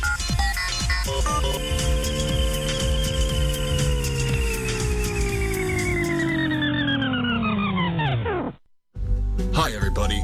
Are you tired of feeling sluggish all the time? Frequent bathroom breaks cutting into your workday? Can't sleep at night? Try Colovax. Colovax is a new technology that takes the power of a shop vac and uses it to thoroughly clean out your insides. With its patented technology, Colovax cuts your bathroom visits down to once a month. My name is Russ Russellford, and I use the Colovax once every 2 weeks to keep me limber. Now I can play catch with my son all day and never get tired or have to poop. Colovax really sucks ass.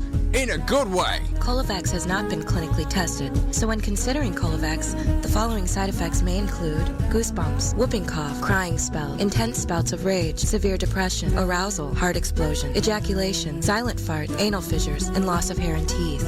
If you use Colovax, please contact a physician if you experience any goosebumps, whooping cough, crying spells, intense spouts of rage, depression, arousal, heart explosion, ejaculation, silent farts, anal fissures, loss of hair and teeth. This portion of the show is being brought to you by Phillips Milk of Amnesia, the over-the-counter remedy that works so well, you'll never remember why you used it in the first place. The views and opinions expressed in the following show do not necessarily represent those of this station or its sponsors. Give me some static! You got something to say? Don't be a bitch. Call into the show at 313-444-8919. You have been beamed aboard and are now inside the mothership For the attack of the Monday Morning Madcast from outer space. When's the last time you had a good time? Broadcasting from beyond planet chaos, directly into your vajir holes. Am I the meanest? Alien Stone. Am I the prettiest? Alien Stone. Am I the baddest mofo low down around this time? Alien Stone. But who am I? Alien Stone. Who am I? Alien Stone. I can't hear you. Alien Stone. The Shogun of Harlem.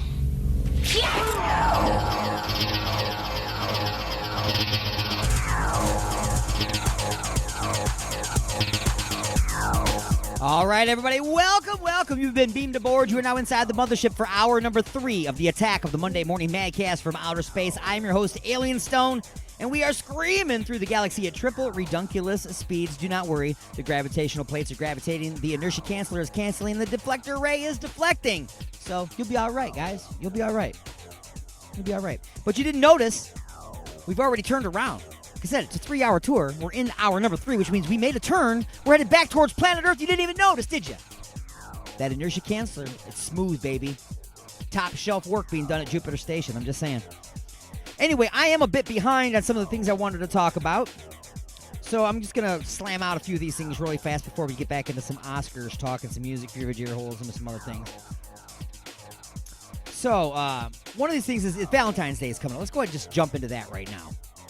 I keep mentioning that we're going to talk about this. I've already discussed the dirty things that you could get. You know, they've got the chocolate buttholes that you can get. Yes, they look like little buttholes, and you can get them for your loved ones. And then they've got the chocolate schmeckles, or ding-dongs, wieners, whatever you want to call them, whatever your favorite word is for that portion of the male anatomy. You can have chocolate ones of those sent. But we're done with that right now, so we're going to talk about the people that have everything. Maybe they've already got chocolate buttholes and ding-dongs. So they need a different kind of gift. So what can you give them? Here's a list of just some very random, and they're not dirty. They're not, okay? I promise you. I'm not doing the dirty stuff. I already did that. Okay, these are just random gifts.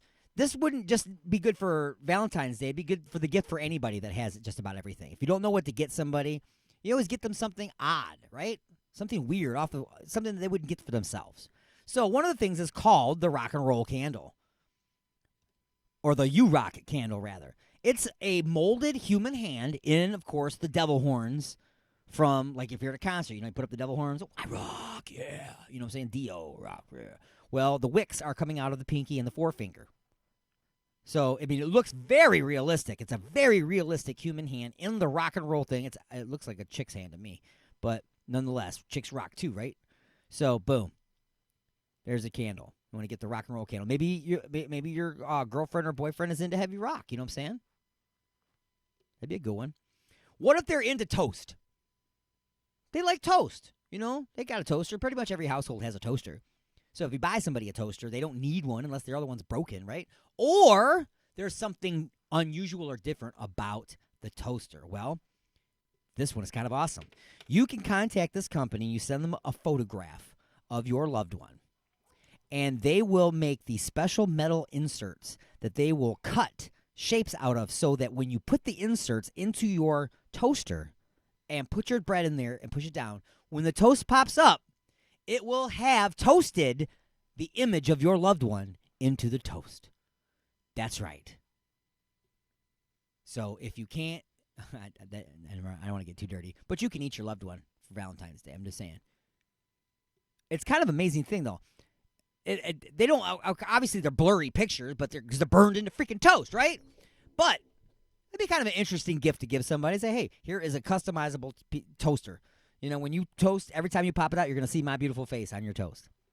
Or maybe you can get them with something else besides a face. That'd be kind of cool. Oh, no, I said I wasn't going to do any more dirty ones. Here's another dirty one. We'll get past that. We already did the dirty ones. Oh, another. They're all dirty. Let's get past that again. How about the bloodshot eyeball backpack? I'm sure that your loved one doesn't have one of those.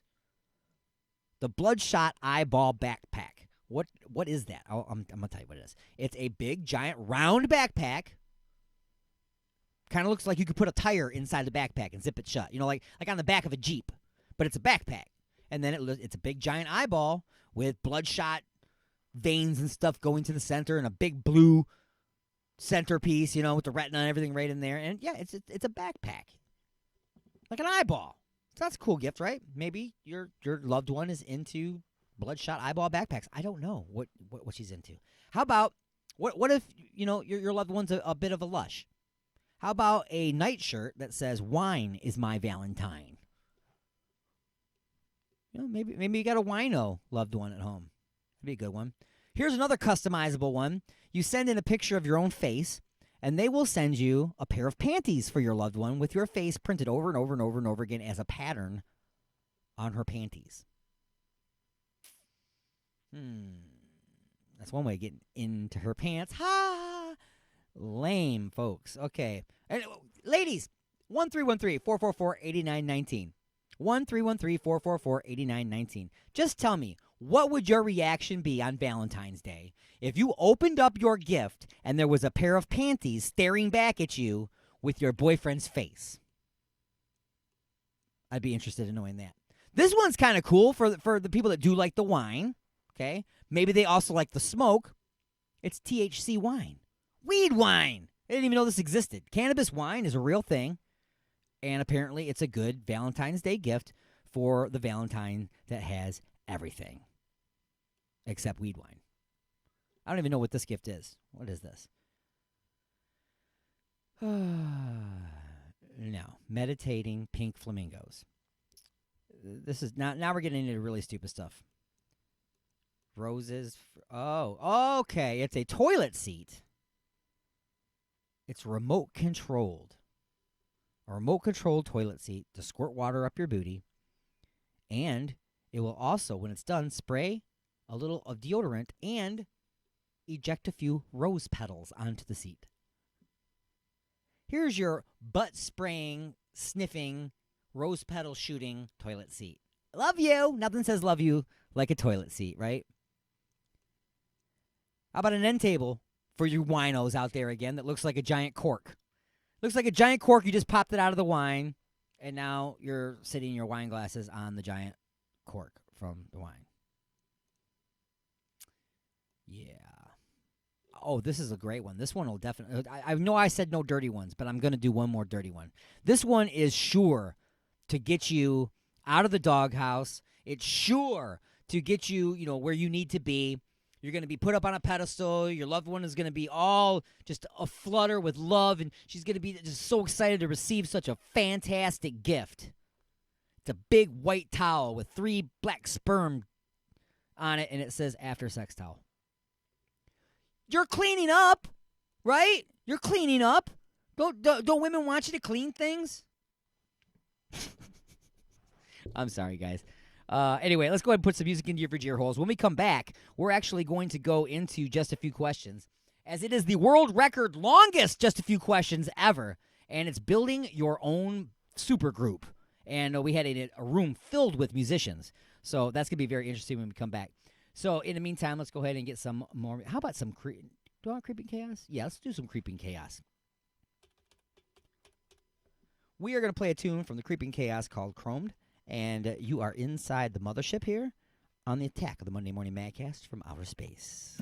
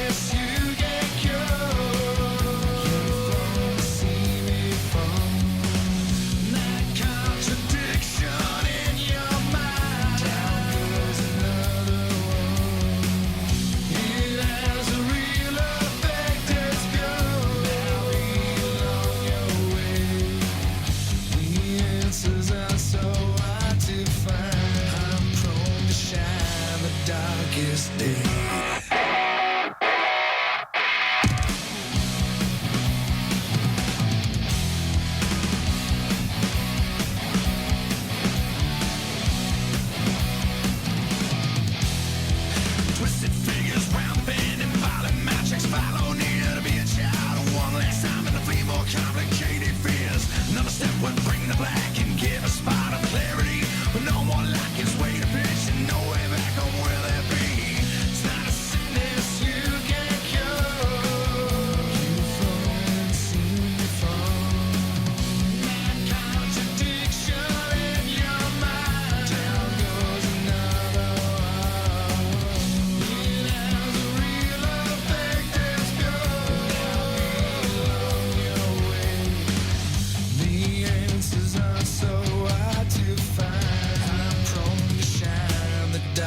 darkest day.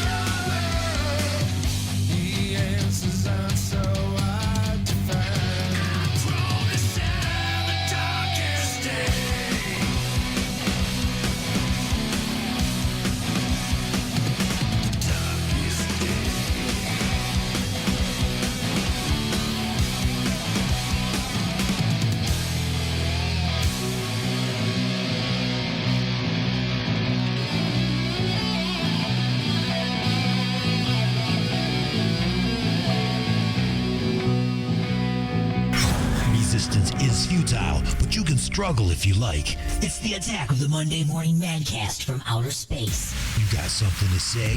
Say it, bucko. Call into the show live at 313-444-8919. Again, that number is 313-444-8919. All right, folks, we are really running out of time here because I keep forgetting that this week's Just a Few Questions is a little long, so we got to get to it pretty quick. So I'm going to go ahead and jump into this whole Oscars thing here. I guess let me change this banner. Wow, I can't believe I left that banner on there. Wrong show, bro. It doesn't matter. Anyway, let's close this out. Anyway, here we are. Oscars have happened. We already talked about my feelings between not standing up for Elton John after standing up for Eminem. Not saying you shouldn't have stood up for Eminem. I'm saying you should have stood up for Elton John as well. But anyway, point is, I watched as much of it as I could. I fell asleep a lot because I don't watch the Oscars. I don't like the Oscars. I'm not into the Oscars. But I did catch some stuff, and I heard some other stuff that I didn't actually catch. First off, I do want to say, Joker, when he came up to accept his award, he did the very thing that people don't want you to do when you're accepting an award. Just accept your award. Say thanks, man. Just thank people. Don't go up there and get into your social issues and stuff, okay? I mean, he goes up there and he goes, we feel entitled to artificially inseminate a cow, then take her baby, and then take her milk that was intended for the baby and put it in our coffee and our cereal, and it's okay, right? Okay, I get it. You're a vegetarian, vegan, whatever, I get it. Okay, but you're not there for that reason, all right? You're all worried about that, but yet you're in a movie that some people say are causing problems because all the violence and everything, which I don't agree with either. Movies don't cause violence. They just show what already exists. But don't do that. Again, another person, Brad Pitt. This one I didn't see, but heard about it. He comes up, and of course he has to... It was very, very small from what I heard, very tiny, but still he had to make a little kind of thing about the president or a little thing about the impeachment. It's like, just shut up and get your reward, okay?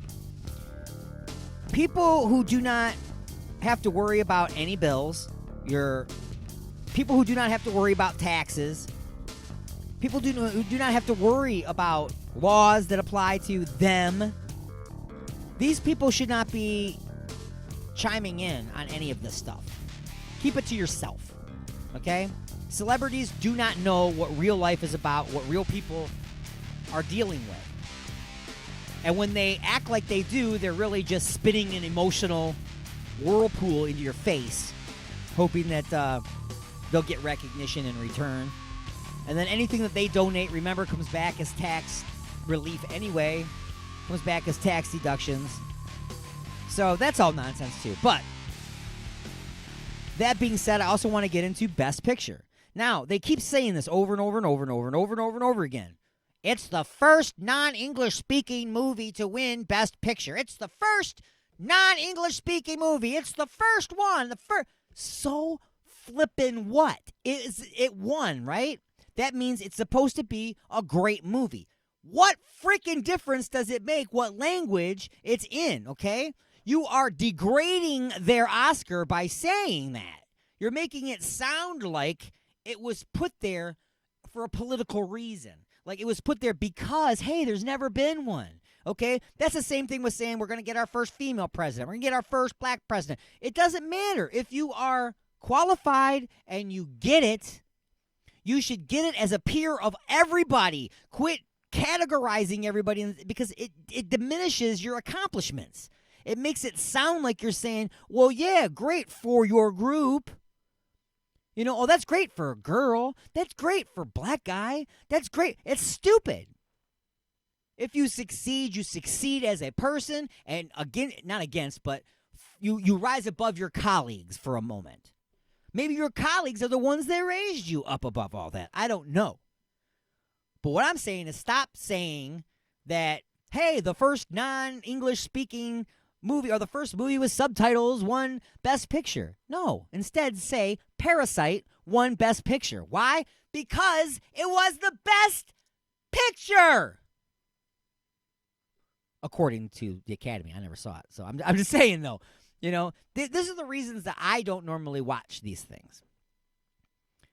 Because it's all just marketing, promotions, political nonsense. That's all it is. And then they happen to throw some musical performances in there to keep you clapping and moving in your seat, you know. And then they bring out some people that are reading off of everybody's reading off a teleprompter, so don't act like anybody's out there. When they come up to accept their awards, that's the only time that people are saying what they want to say. Everything else is scripted and on a teleprompter. Everything. That's why everybody sounds so bad when you know, like Tom Hanks is a great actor. Why is he so bad on stage? Because he's reading a teleprompter. Which, by the way, he still was the best one doing that, reading the teleprompter that I saw. Everybody else was really horrible at it. It was kind of funny. But anyway, it's time to throw this into your Vajir holes. It's just a few questions from inside the mothership, which airs at 12 noon Eastern right here on Alien X Radio. So this one is called Building the Band.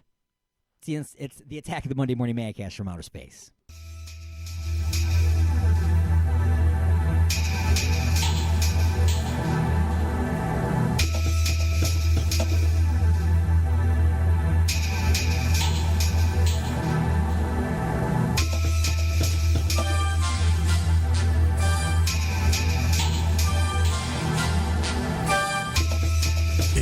It's time to answer just a few questions. All right, it is time to answer just a few questions in its new time slot. Figure we got a room full of musicians. Got one on the phone, too. So today's just a few questions is musician-focused. Is everybody ready? Yeah, okay. Sure. There's a ton of questions for everybody to answer. Okay. And at any point, feel free, if you want to make up your own answer, you don't have to choose from the ones on the list. I want to make up every answer. Everybody ready? Let's bring it. Yeah. Brought to you by Igor's Lube. Yeah. Question number one. Today, since we have so many musicians in the house, we will be doing things a bit differently. We are going to have some fun with music, musicians, performing, and venues. My first concert was Alice Cooper at the Fox Theater in Detroit. We will start off with some simple get-to-know-you questions. Okay, so let's go around the table here with these questions for everybody. Number one, we want to start in this direction. Number one, what was your first concert and what was the most memorable part about it?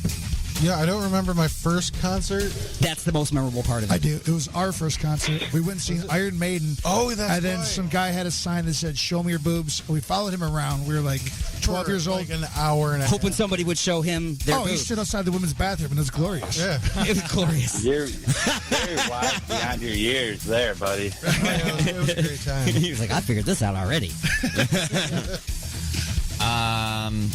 I also don't really remember what my first concert was all too much. Wow. But I do remember one of my earlier concerts was Alice Cooper at the State Fair. Yes, seen it there. Yeah. It was super, super cool to watch him hang himself, and I thought it was like... His head cut off. Yeah, this is one of the coolest acts I ever saw, and I was like, oh man, this is sweet. And I still listen to Alice Cooper to this day because of that. Awesome. My first concert was actually Bad Company and the Doobie Brothers, but I really don't remember that. Doobie though. Brothers Like, were awesome. It was cool, but like the first concert I actually bought tickets to was Kiss at Cobo Hall for their Live 35 tour, and the most memorable moment of that was me and my dad sneaking down to like Tier A section right by Gene Simmons, and he looked right at us, and it was the coolest thing ever, man. It was at Cobo Hall, you know? Okay. Full circle. Mike, keep it PG. Oh, I will. Okay. I put my money in the swear jar. Yeah, my first concert was gonna be Kiss and Cheap Trick. Awesome. At the hockey rink I grew up playing in. That's how I was going to go there. But then my mother saw a picture of Kiss, and she said, "No, you're not going to that show." Here's the ironic part. She ended up going to the show because we grew up playing hockey in this rink. She met the guys from Kiss. She was backstage with them. Oh, dude, your mom got banged by Gene Simmons, bro. Dude. It's all about the tongue, baby. GeneSimmonsVault.com. Oh, you're welcome, David. How does it feel? Hey, I'm flattered if that's the case. I would have lied about that. Your mom's a the legend. first concert I saw was because I was really angry with my mother because at the time I just started playing drums and just wanted to be a rock star, even back then when I was 12. And so she said, "I'll make it up to you. I'll take you to the Jackson County Fair concert." And it was Bob Seger and Frigid Pink. Wow. Frigid Pink didn't even show up. And I'm just like, being all whiny because I wasn't a Bob Seger fan. I just loved Alice Cooper and Kiss and Black Sabbath. Right. But having said that, This guy doesn't even have any makeup on, Mom. yes. Justin, what was yours? Wait, I got to tell you what happened though. Oh. So we go to the show, and I don't know what to expect. I've never been to a concert before, and I tell you what, Bob Seger blew me away. I'd never even liked any of his songs until I saw him in concert. Yeah. And they were just like, that's how you put it on a rock and roll show. Cool. And so I became a fan after that. Excellent. Justin, what was your first concert? My first concert was Kansas at Pine Knob. Nice. And the most memorable part of it was their guitar player was so fat that he'd have to sit down in between every single song. And he would stand up and he would start. He could still rip it up, man. He stood up and started shredding up some solos and stuff. And I was like, man, he's pretty good for an old fat dude. I want you to feed me. That's awesome. Mine is I went and saw Anderson, Bruford, Wakeman, and Howe, which were members of Yes. And it was at DT, or it was Pine Knob. There's like questions and answers in that statement. It was like how and yes. And, it was it was at Pine Knob, and the cool thing about it, most memorable thing about it is it was with my dad and my two uncles. So it was really, really cool. Awesome. Yeah. All right, and we're still on question number 1, by the way. Oh, cool. Yeah, so let's go back around again with this one. Who had the best sound? Not the loudest, but the best sound of anybody you saw live. Oh, I'd have to say one of my favorite shows I've ever seen was Here Come the Mummies at the Machine Shop. Yeah, they're great. Yeah. Best sound I've ever heard was Breaking Benjamin. Oh my gosh. Dude, that's a tough question, man. I want to say it would either be like Green Day or like Coheed and Cambria, one of the two. Mine's a toss-up between Tool at Little Caesars Arena and Coheed. Yeah. They always sound so good. David Bowie, Let's Dance Tour. Wow. That's a good one, yeah. That's awesome. You know what? I'm going to have to go with Ghost. Honestly, Rob and I went and saw Ghost with Chad a couple years ago at the State Theater, or the Fillmore. I don't know what you want to call it. And dude, the sound was absolutely stupid. Oh, yeah. I mean, stupid. Crush it. Awesome. What about Justin? I'm gonna go with Tool at Little Caesars Arena. Yeah, man. That's the most fresh. That's the freshest in my memory. Got a couple votes for that one. Must have been good. Oh yeah. From what I remember. Back around again. Who had the best stage show? As far as what they did on stage. They might have sounded like open ass, but the stage show was awesome. You know, I'm again going to have to go with Here Come the Mummies. When I seen them at the machine shop, they were a total package. Yeah. I like that kind of music. I want to see this band now. Yeah, I'm going to go with Here Comes the Mummies, too. Yeah. Here Come the Mummies. Fox Theater, and I seen them at the machine shop. I seen them somewhere else, too, but wow. Best stage show by far. Wow. Yeah, they're funny, and their songs are just really good. So, what was that other band? Dance of the Manatees. Oh, Fair to Midland. Yeah, them too. Yeah, they were awesome. Yeah, big fan of them. I would honestly probably say out of the shows that I've gone and seen, Panic at the Disco has an amazing show presence. Like, he got on a piano and then floated above everybody at Little Caesars Arena. Like, it was insane. Wow. The amount of stuff that he full on Chris Angel'd you all. It was pretty much, yeah. Like, it was pretty nuts. But yeah, like, it was just a very also probably the experience of being on the floor like a couple rows from the stage was kind of surreal with that as well. The closer you get to the show, the more like impressive the stage performance and everything is, for sure. But it was still pretty wild. So I would probably say Panic at the Disco. Yeah. I'm going to have to go with Coheed and Cambria on the Good Apollo tour because that was just unbelievable. They had this video screen. The mosh pit was just so good. I was in like pretty much the front row the whole night. Like, it was the best show I've ever seen. Ever. There's no doubt that, because I've seen this, he was my first idol. I've seen Alice Cooper a dozen times. Nobody touches him, period. End of story. The only thing came close was, as far as just like rocking it out and put it on, was I saw Iron Maiden, and they were great too. Justin, what was your favorite show?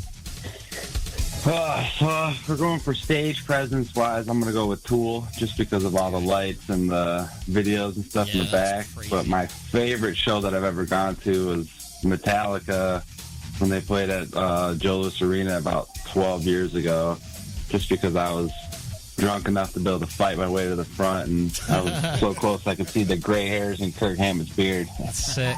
Being drunk enough is always key. I'm going to go. Yeah. I'm going to give Makes everything better. two of the best shows I've seen. I saw Metallica with Corrosion of Conformity during the Load tour at the Palace, where they like extended the stage like halfway through, and it was stupid. It was really, really cool, really dramatic. However, if you've never seen them, Trans-Siberian Orchestra puts on an absolutely amazing. Haven't seen him, but totally believe you. Amazing show. I mean, I know it's kind of like the holiday type thing and stuff like that, but as far as like lights, audience interaction, I mean, the violinist like swings down. It's just stupid, dude. It's a really, really cool show. All right, so real short versions of these ones real quick. What was the worst show? The worst show? When I seen Devil Driver, and it wasn't because of Devil Driver. I got roundhouse kicked in the kneecap, and I had no. The band, like, it was the worst. You mean the worst show? Oh, yeah, okay. not for you. That would sound like a bad day for you. No, that was terrible. What band sucked? Just like you were like, man, I'm never going to see them again ever. Dissect, we're horrible. we're the worst. No, we're bad. I really haven't seen a bad show. Everything I've seen has been pretty awesome. I'm going to go ahead and say 3 Days Grace. They were absolutely awful. It was 3 Days Grace, Seether, Breaking Benjamin at the Palace. They all came out, did a Metallica medley together. It was amazing. And then first it was Seether. They killed it. Breaking Benjamin destroyed it. And then 3 Days Grace came out there and just... Oh, man. It was no good. No, it was bad. Ern? Dude, I have no idea. I can't think of. You haven't seen a bad show? I mean, I probably have seen a bad show, but I usually push bad shows out of my. You got it blocked out of my brain. I'm like, oh, that was garbage. I don't ever want to think about that again. He plays the pass card. Kev. Honestly, I haven't seen a bad show, but if pass card. Oh, Mike. So I can't wait to say mine. It was a free show, and it was 3 Doors Down. Oh, one of my favorite bands. Literally 3 doors down at the neighbor's house in the basement. Right, it was crazy. Justin, worst show? Worst show would be Marilyn Manson, Ozfest 2003. Ooh. Sang like about 2 songs in, his voice just pretty much blew out, and he was just bringing up girls to strip on stage because he wasn't entertaining at all. Oh, but the strippers were cool. I like Manson too, but I wasn't impressed. All right, my worst show ever. Steve Miller Band. Wow. I was in high school.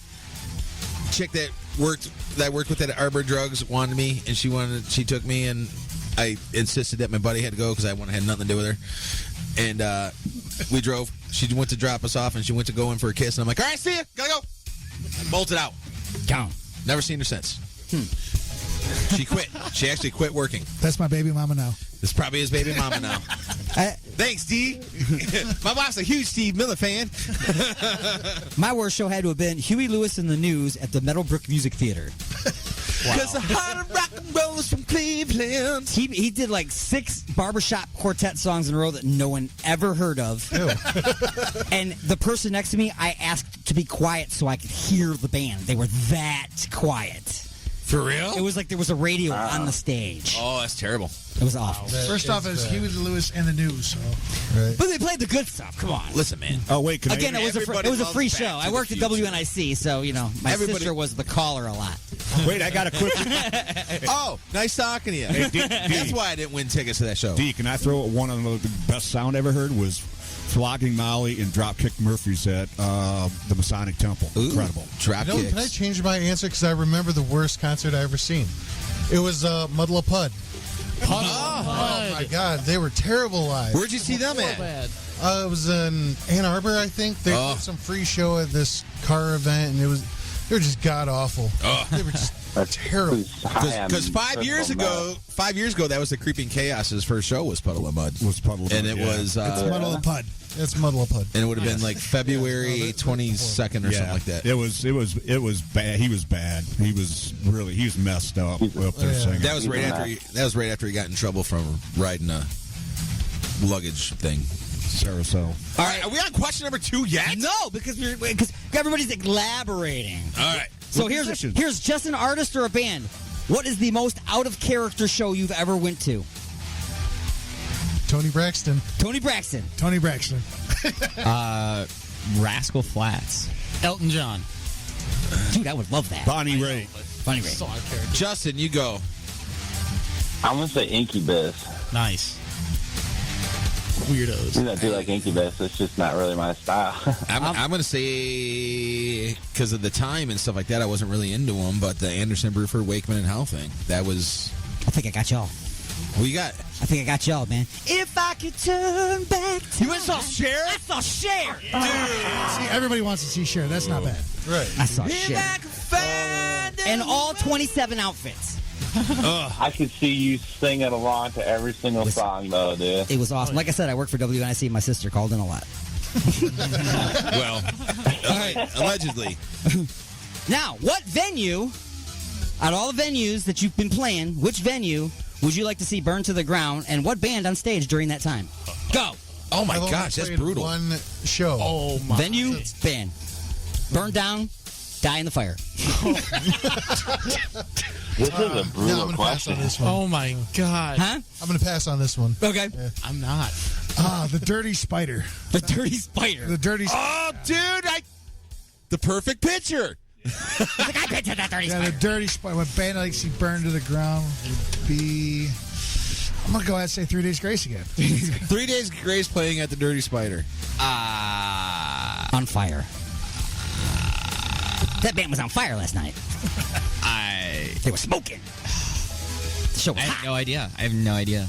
I think if it were any band, I would want it to be Black Heron so that it was metal as all hell and we go up in flames. There you As go. far as venue though, I have no idea. I don't know where. It would just have to be somewhere, wherever.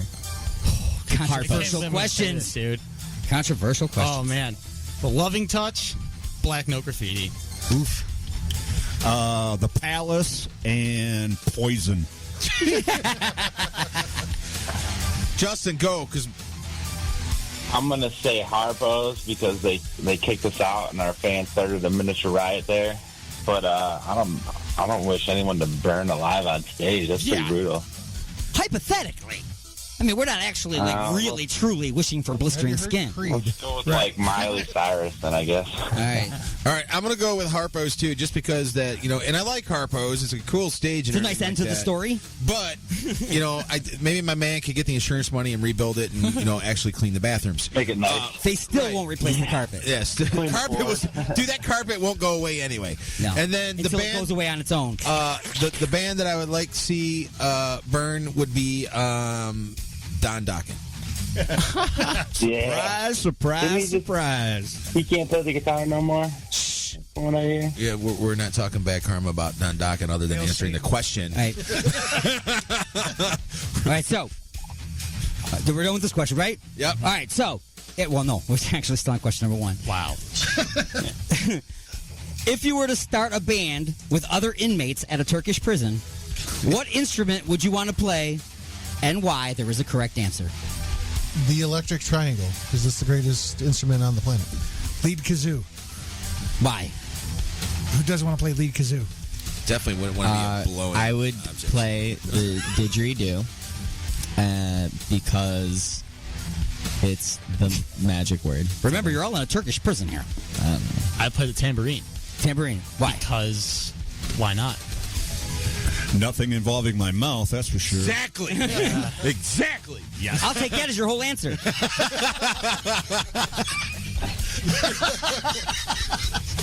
That's what he said. Yes. I am dude, I had it in my fucking cowbell. Why? I want to play because I have a fever.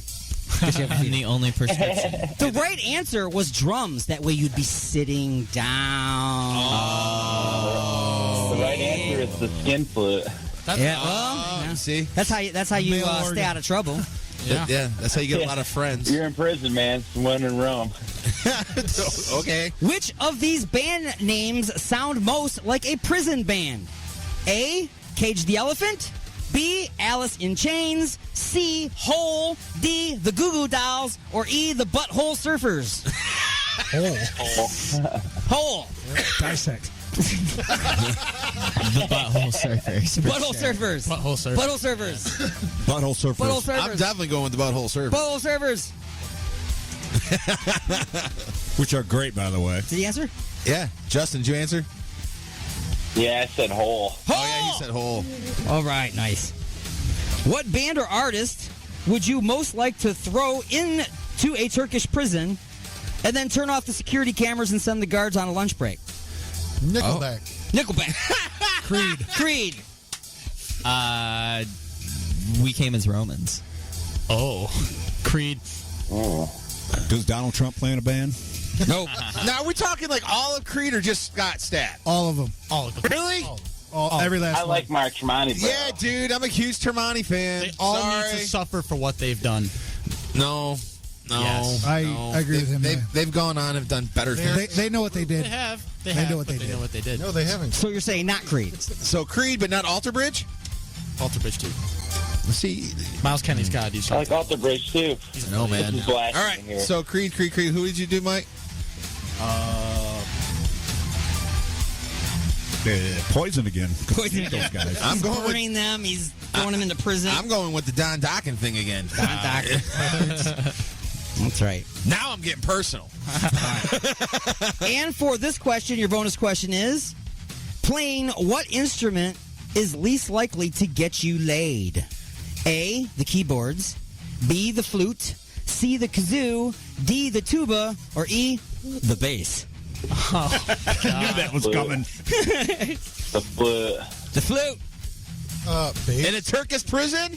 Well, if it's a skin flute, then you'll definitely get laid. Well, okay. I know the If lead he allows the reach around. The lead kazoo is pretty amazing, but bass.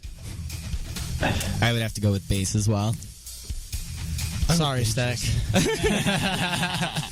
Going with bass. The kazoo would definitely get you laid. I don't want to disrespect any musicians I work with, so it would be. I am David I don't Bratton. know. Anything, Dave Bratton, bass. anything but the bass. Anything but the bass. All right, cool. I'm a bass player, and I'm going to tell you bass. All right. Like, I never get laid. It is right. I got the softest calluses you ever married, shaken bro. with. So, Oh, hey, something real quick. Speaking of bass players, shout out to Dave, our bass player, hey, and our singer Wes, who they couldn't be here today, but just want to mention. Neither one of them are ever getting laid. They're at home not getting laid. All right, but they're not in a Turkish prison either. So that's always good. All right, are we on question number 2 yet? Question number 2. All right.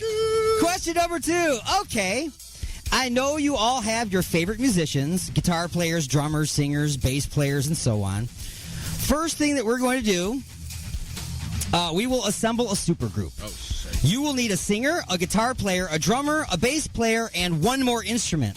Sounds like a piece of cake, right? Well, here's the catch. I will give you a few restrictions or requirements for each. Are you ready? Okay, so you will have to choose a singer, but he or she must be deceased. Like Chris Cornell, Chester Bennington, Prince, Janis Joplin. Go. Dead singer. For your supergroup. Chris Cornell. Chris Cornell. Cornell. Cornell. Wayne Static. Wayne Static. Oh. That's a good one. There you go.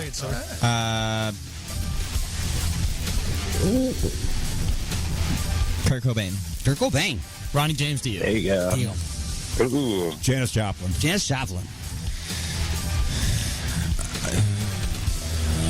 See, this is a Good tough choices, one. boys. This is a tough one, man. Dead singer for your supergroup. You know what?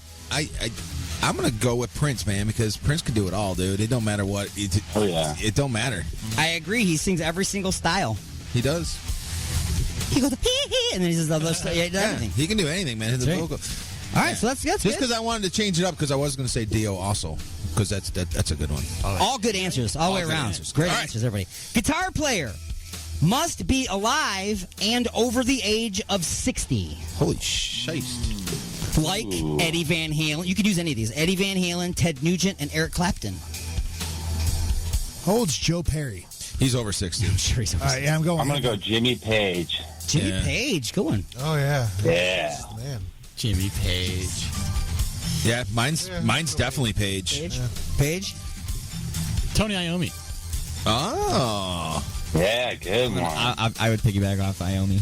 Yeah. Even though his show sucked at the Diesel, Yngwie Malmsteen. Oh, yeah. All right. Is he over 60? Oh, yeah. He has to be. All right. He's got to be close, at least.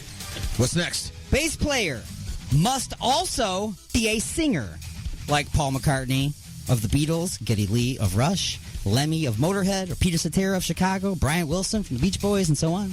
Les Claypool. Nice. Boom, good one. Yeah, I'm stealing that. Les Claypool. Yeah. I totally did. I can't believe I didn't even write that one down. I didn't even think about that. Good You're one. welcome. I would go with Lemmy. Lemmy, go on. I'd go with Geddy Lee. Geddy Lee. Oh, yeah. Yeah, Geddy Lee. See, mine would be a toss-up between Geddy Lee and Lemmy. Oh, yeah. Are you going for Geddy Lemmy. a hard supergroup or that's just it. like? Are you going for more of a Rush? You know what? I'm gonna because of the singer I chose, and this is only because of the singer I chose. I'm gonna go with Geddy Lee. Solid. Because I think Prince and Geddy Lee, especially with their musical stuff, it would be freaking stupid. Everybody remembers their bands, right? Yes. Okay. Do I need a pen and paper? Or do I need to write this stuff down? I would be writing down everybody's. Okay, so drummer. What were the stipulations for the bass player? The stipulation of the bass player is he must also be a singer. Must also be a singer. Yeah, I'm gonna go with Lemmy as well. Lemmy, all right, cool. Now the drummer, the catch is he must be left-handed. Oh, yeah. Left-handed drummer I like got it. Phil Collins, Mike Borden of Faith No More, Sean Dover from Megadeth, Dave Lombardo from Slaver, Mickey Dolenz from the Monkees. I can't believe you know that. I'm going That Lombardi. all of those drummers are left-handed, dude. That's Google. Correction, Mickey Dolenz may have been left-handed, but he played drums right-handed. Ooh, he shows up as a left-handed drummer on the list. So he's left-handed, but he's a drummer, but he plays right-handed.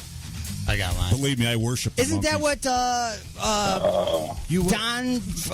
the Eagles, isn't he left-handed? Henley. He plays Don- on yeah, the right-handed Don drum Henley. set? Yep. He played right-handed, too. Yeah.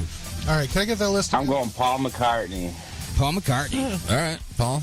Yeah. I'm doing Dave The ones that were on the list was Phil Collins, Mike Borden, Sean Dover. Oh, these are the drummers. Yeah, the drummers, right? Megadeth, Yeah. Dave Lombardo, Mickey Dolenz. Dave Lombardo. Also Ian Hoglan from Europe. Yeah, Dave Lombardo. Dave Lombardo for sure. I'm going with Phil Collins. I'll go with that too. Yeah. Does ambidextrous Rob count? Reiner from Anvil. I would go Josh Shepard from Coheed and Cambria because I'm going for a prog band. Nice. Cool. Does being ambidextrous count? Yes. Neil Peart. There you go. Yeah. Oh, shiced! I take mine back. Nope, too late. Too late. Nope. Okay. Nope. Contract has been signed already. Nope. Nope. All right. Definitely going with Neil Peart. Neil then. Peart it is then. Now you have to add one extra instrument to your band. Okay. Here's the catch. It has to be one of these instruments. A, the triangle. B, the kazoo. C, the didgeridoo. Or D, the xylophone. Ooh, which one you gonna add? Triangle. All day Triangle. long. Choose E, all of the above. Yeah, Can we make up our own answer? That's a super band. At any point you want to make up your own answer, I welcome I'm it. making up my own. Okay. Kazoo. Kazoo. I would pick a sleigh bells. Sleigh bells. I would pick Alien Stone on the kazoo.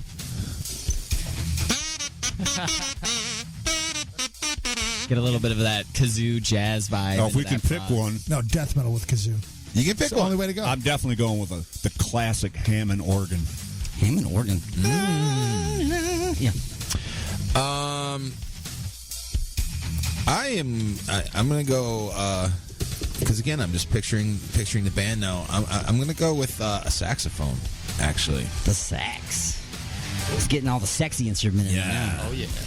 Some baby making music. Baby making. Baby Yeah, making dude, you're instrument. talking. You Theremin got in Geddy there. Lee, Prince. You blow it, you finger it. What I mean, come on. Hey-o. Hey. All right. So now, who will play that instrument? Ooh. It must be someone that you know, or a famous cartoon character. Go. Viv. I'm gonna say Dave, my bassist. I would pick Roger Rabbit. I would pick Alien Stone to play the kazoo. The guy that played the organ for Deep Purple, whatever his name is. John Lord. Do you know him? Wow. There we go. Oh, I got to personally know You him? got to personally know him, Or it has to be a cartoon or it character. has to be a Or a cartoon famous character. cartoon character. John Lord. Stimpy from Ren and Stimpy. Nice. Beautiful. Nice. I want Popeye. Nice. What was your instrument? Saxophone. He's gonna be able to do it with the big old forearms. I don't care, dude. It's gonna be He can bend his elbows. Yeah, he's got Okay. elbows, That'd be dude. good. He's not Barbie. Yeah. He's got thrust rockets. Since I picked Yeah. 4 instruments, I'm going to go with Beavis and Butthead. We'll have to keep it locked down. Nice. Beavis and Butthead. Yeah, because they're a set. Yeah. They come together. Yes. Yeah, yeah. Can't have one without the other. And the bonus question on this one is, what genre of music would you play?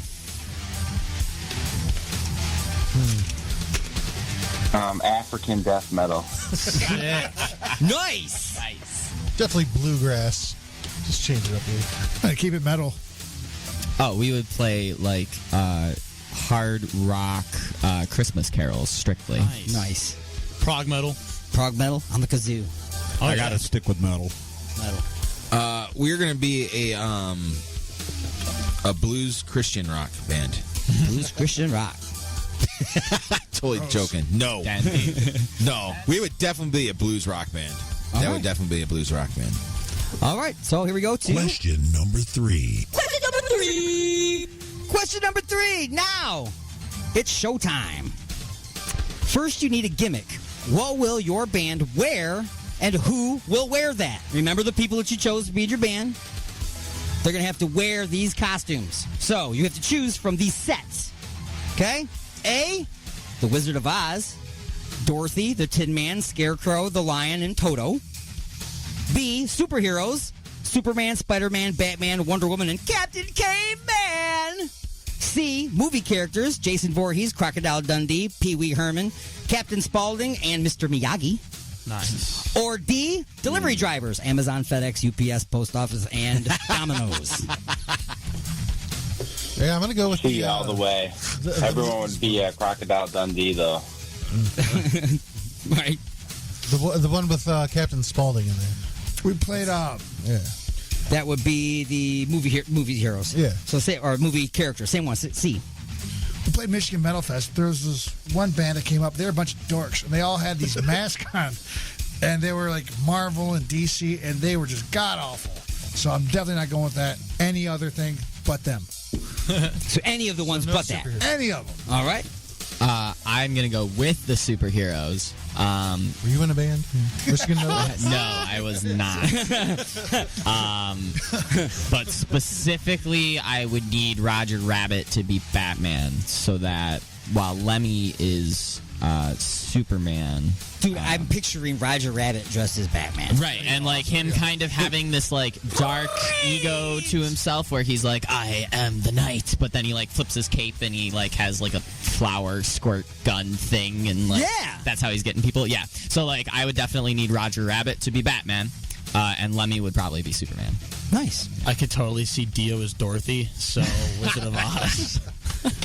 I thought for sure that'd be Toto because he's little. He's a little guy. He's a little man. Little guy. But yeah, Dorothy, I can say with little curly things. Kind of. Oh, definitely Domino's delivery guys, because then you just lie to the crowd and keep saying, stick around, you know what you're going to get, and you just point at your Domino's sign. And they stick around, then you just stuff them anyways. And then they never get pizza. No, then you just give them Jimmy John's and they all get pissed and leave. Yep. So there's only 4, right, to choose from? The delivery guy? Yes. Delivery guys, movie characters, superheroes, and Wizard of Oz. I got to go with the superheroes? No, the movie characters. Movie characters. Superheroes does not... Who would be Mr. Miyagi, specifically? Yeah, who are you going to make to be your Mr. Miyagi? Mr. Miyagi would be freaking Jimmy Page, dude. That's awesome. Okay. Let's see. Who else was there? Jason Voorhees. He's like, second verse, same but different. Same but different. Who were the characters? The characters are Jason Voorhees, Crocodile Dundee, Pee Wee Herman, Captain Spaulding, and Mr. Miyagi. Okay. Pee Wee Herman would definitely be Geddy Lee. Okay. Playing the bass and singing. Exactly. Who's Captain Spaulding? Devil's Rejects. Yeah. Oh, okay. So that would be my cartoon character. Who's my cartoon? I forgot my cartoon character. What did I choose for my cartoon? Did you choose a cartoon character? I did. Didn't I? I forgot. I did too. But definitely, as far as Jason Voorhees would be the drummer. Neil Peart. Neil Peart. How dare you? I'm having blockage here all of a sudden. Contract is now ripped up. Neil Peart walks out. Exactly. It's terrible. The drum solo of life. Sorry. All right. And then I don't know who Prince would be. Who would be Prince? I don't know. So let's finish this out here with what will most likely be your first show with this band?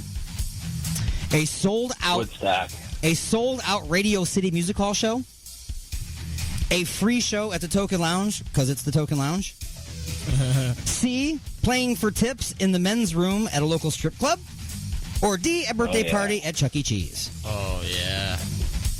Definitely the strip club. Strip club bathroom. We would be a birthday party.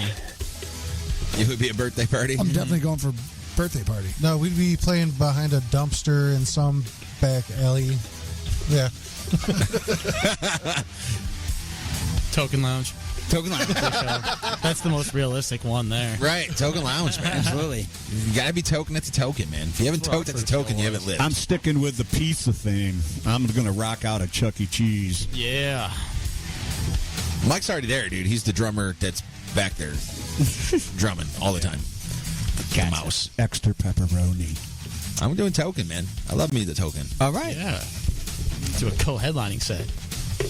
I've already played free shows at the Token. And finally, the bonus question is, what is the name of your supergroup? Think about who's in it, all the instruments that are being played, where you're playing, the costumes that they're wearing. Right. I'm going to have to go with...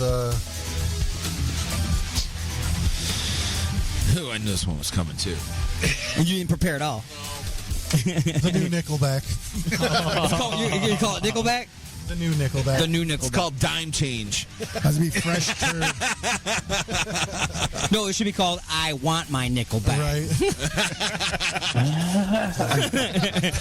It has to be fresh turd or hot mess, one of the two. Earn.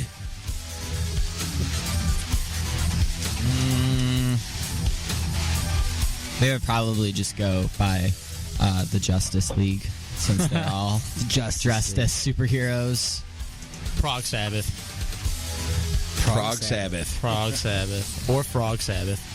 Ribbit. Since I've been in so many bands with the word dead or die, and I'm going to go with the Dead Doughboys, sticking with the pizza theme. My man likes pizza. Actually, I don't. Well, then why are you in the band? I've been in a lot of bands with crappy names with guys that like pizza. Like Dissect? Dissect? What are you trying to say? I'm going to go with, let's see. Prince is in it. Alyssa, I'm going to call it the Purple Heroes. The Purple Heroes. Yep. Or the Purple Helmets. There you go. That's better. They'll just all have purple helmets when they go on stage. Oh, my goodness. All right. So, real quick, tell our listeners to go to the show for your band. Go to the show. Get them to want to go to the show, man. Come see who, play where, and what they're going to see. Angels. Saturday evening at 7 p.m. That's it. at the Token Lounge. Come see the Creeping Chaos, Concrete Angels, Black Heron, Influence, and Dissect. Melt your faces. Doors at 7. $10 admission. 18 and over with proper ID or with parent or guardian. No re-entry. No re-entry. Gene712.com. Remember, guys, too, there's going to be a guitar raffle going on there. Rob is auctioning off one of his guitars that he did all the rough tracks for the second album on. So, I don't know. It's a part of our history, so It's we're going to gonna get rid be of that. a lot of fun. It's going to be a great show. A great show. And if you do enough drugs before the show, all of the bands that we just described will actually be playing before the other bands that you just mentioned. Hopefully I won't be drunk enough this time and I can remember it. Yeah. Hey, you couldn't remember your first concert, right? That's why we have them going on first. I remember that, yeah. I couldn't remember. I've been in the Token Lounge before, but I got so hammered I don't remember ever being there. Well, that should be interesting. Yeah. Now, if Steck was here, we could ask him if he remembered his concert, but he won't remember. He'll just remember. Hey, Stack, I know you're listening. Sideburns. Where's your first concert? Let me hear it. It might take him a second. It's gonna take like a whole minute. Take him a He's going to be second. like, it was my 5th grade choir concert. I was there. Oh, no. I got to do a solo with the teacher. He held my hand the whole time. Hey, guys, that has been Just a few questions.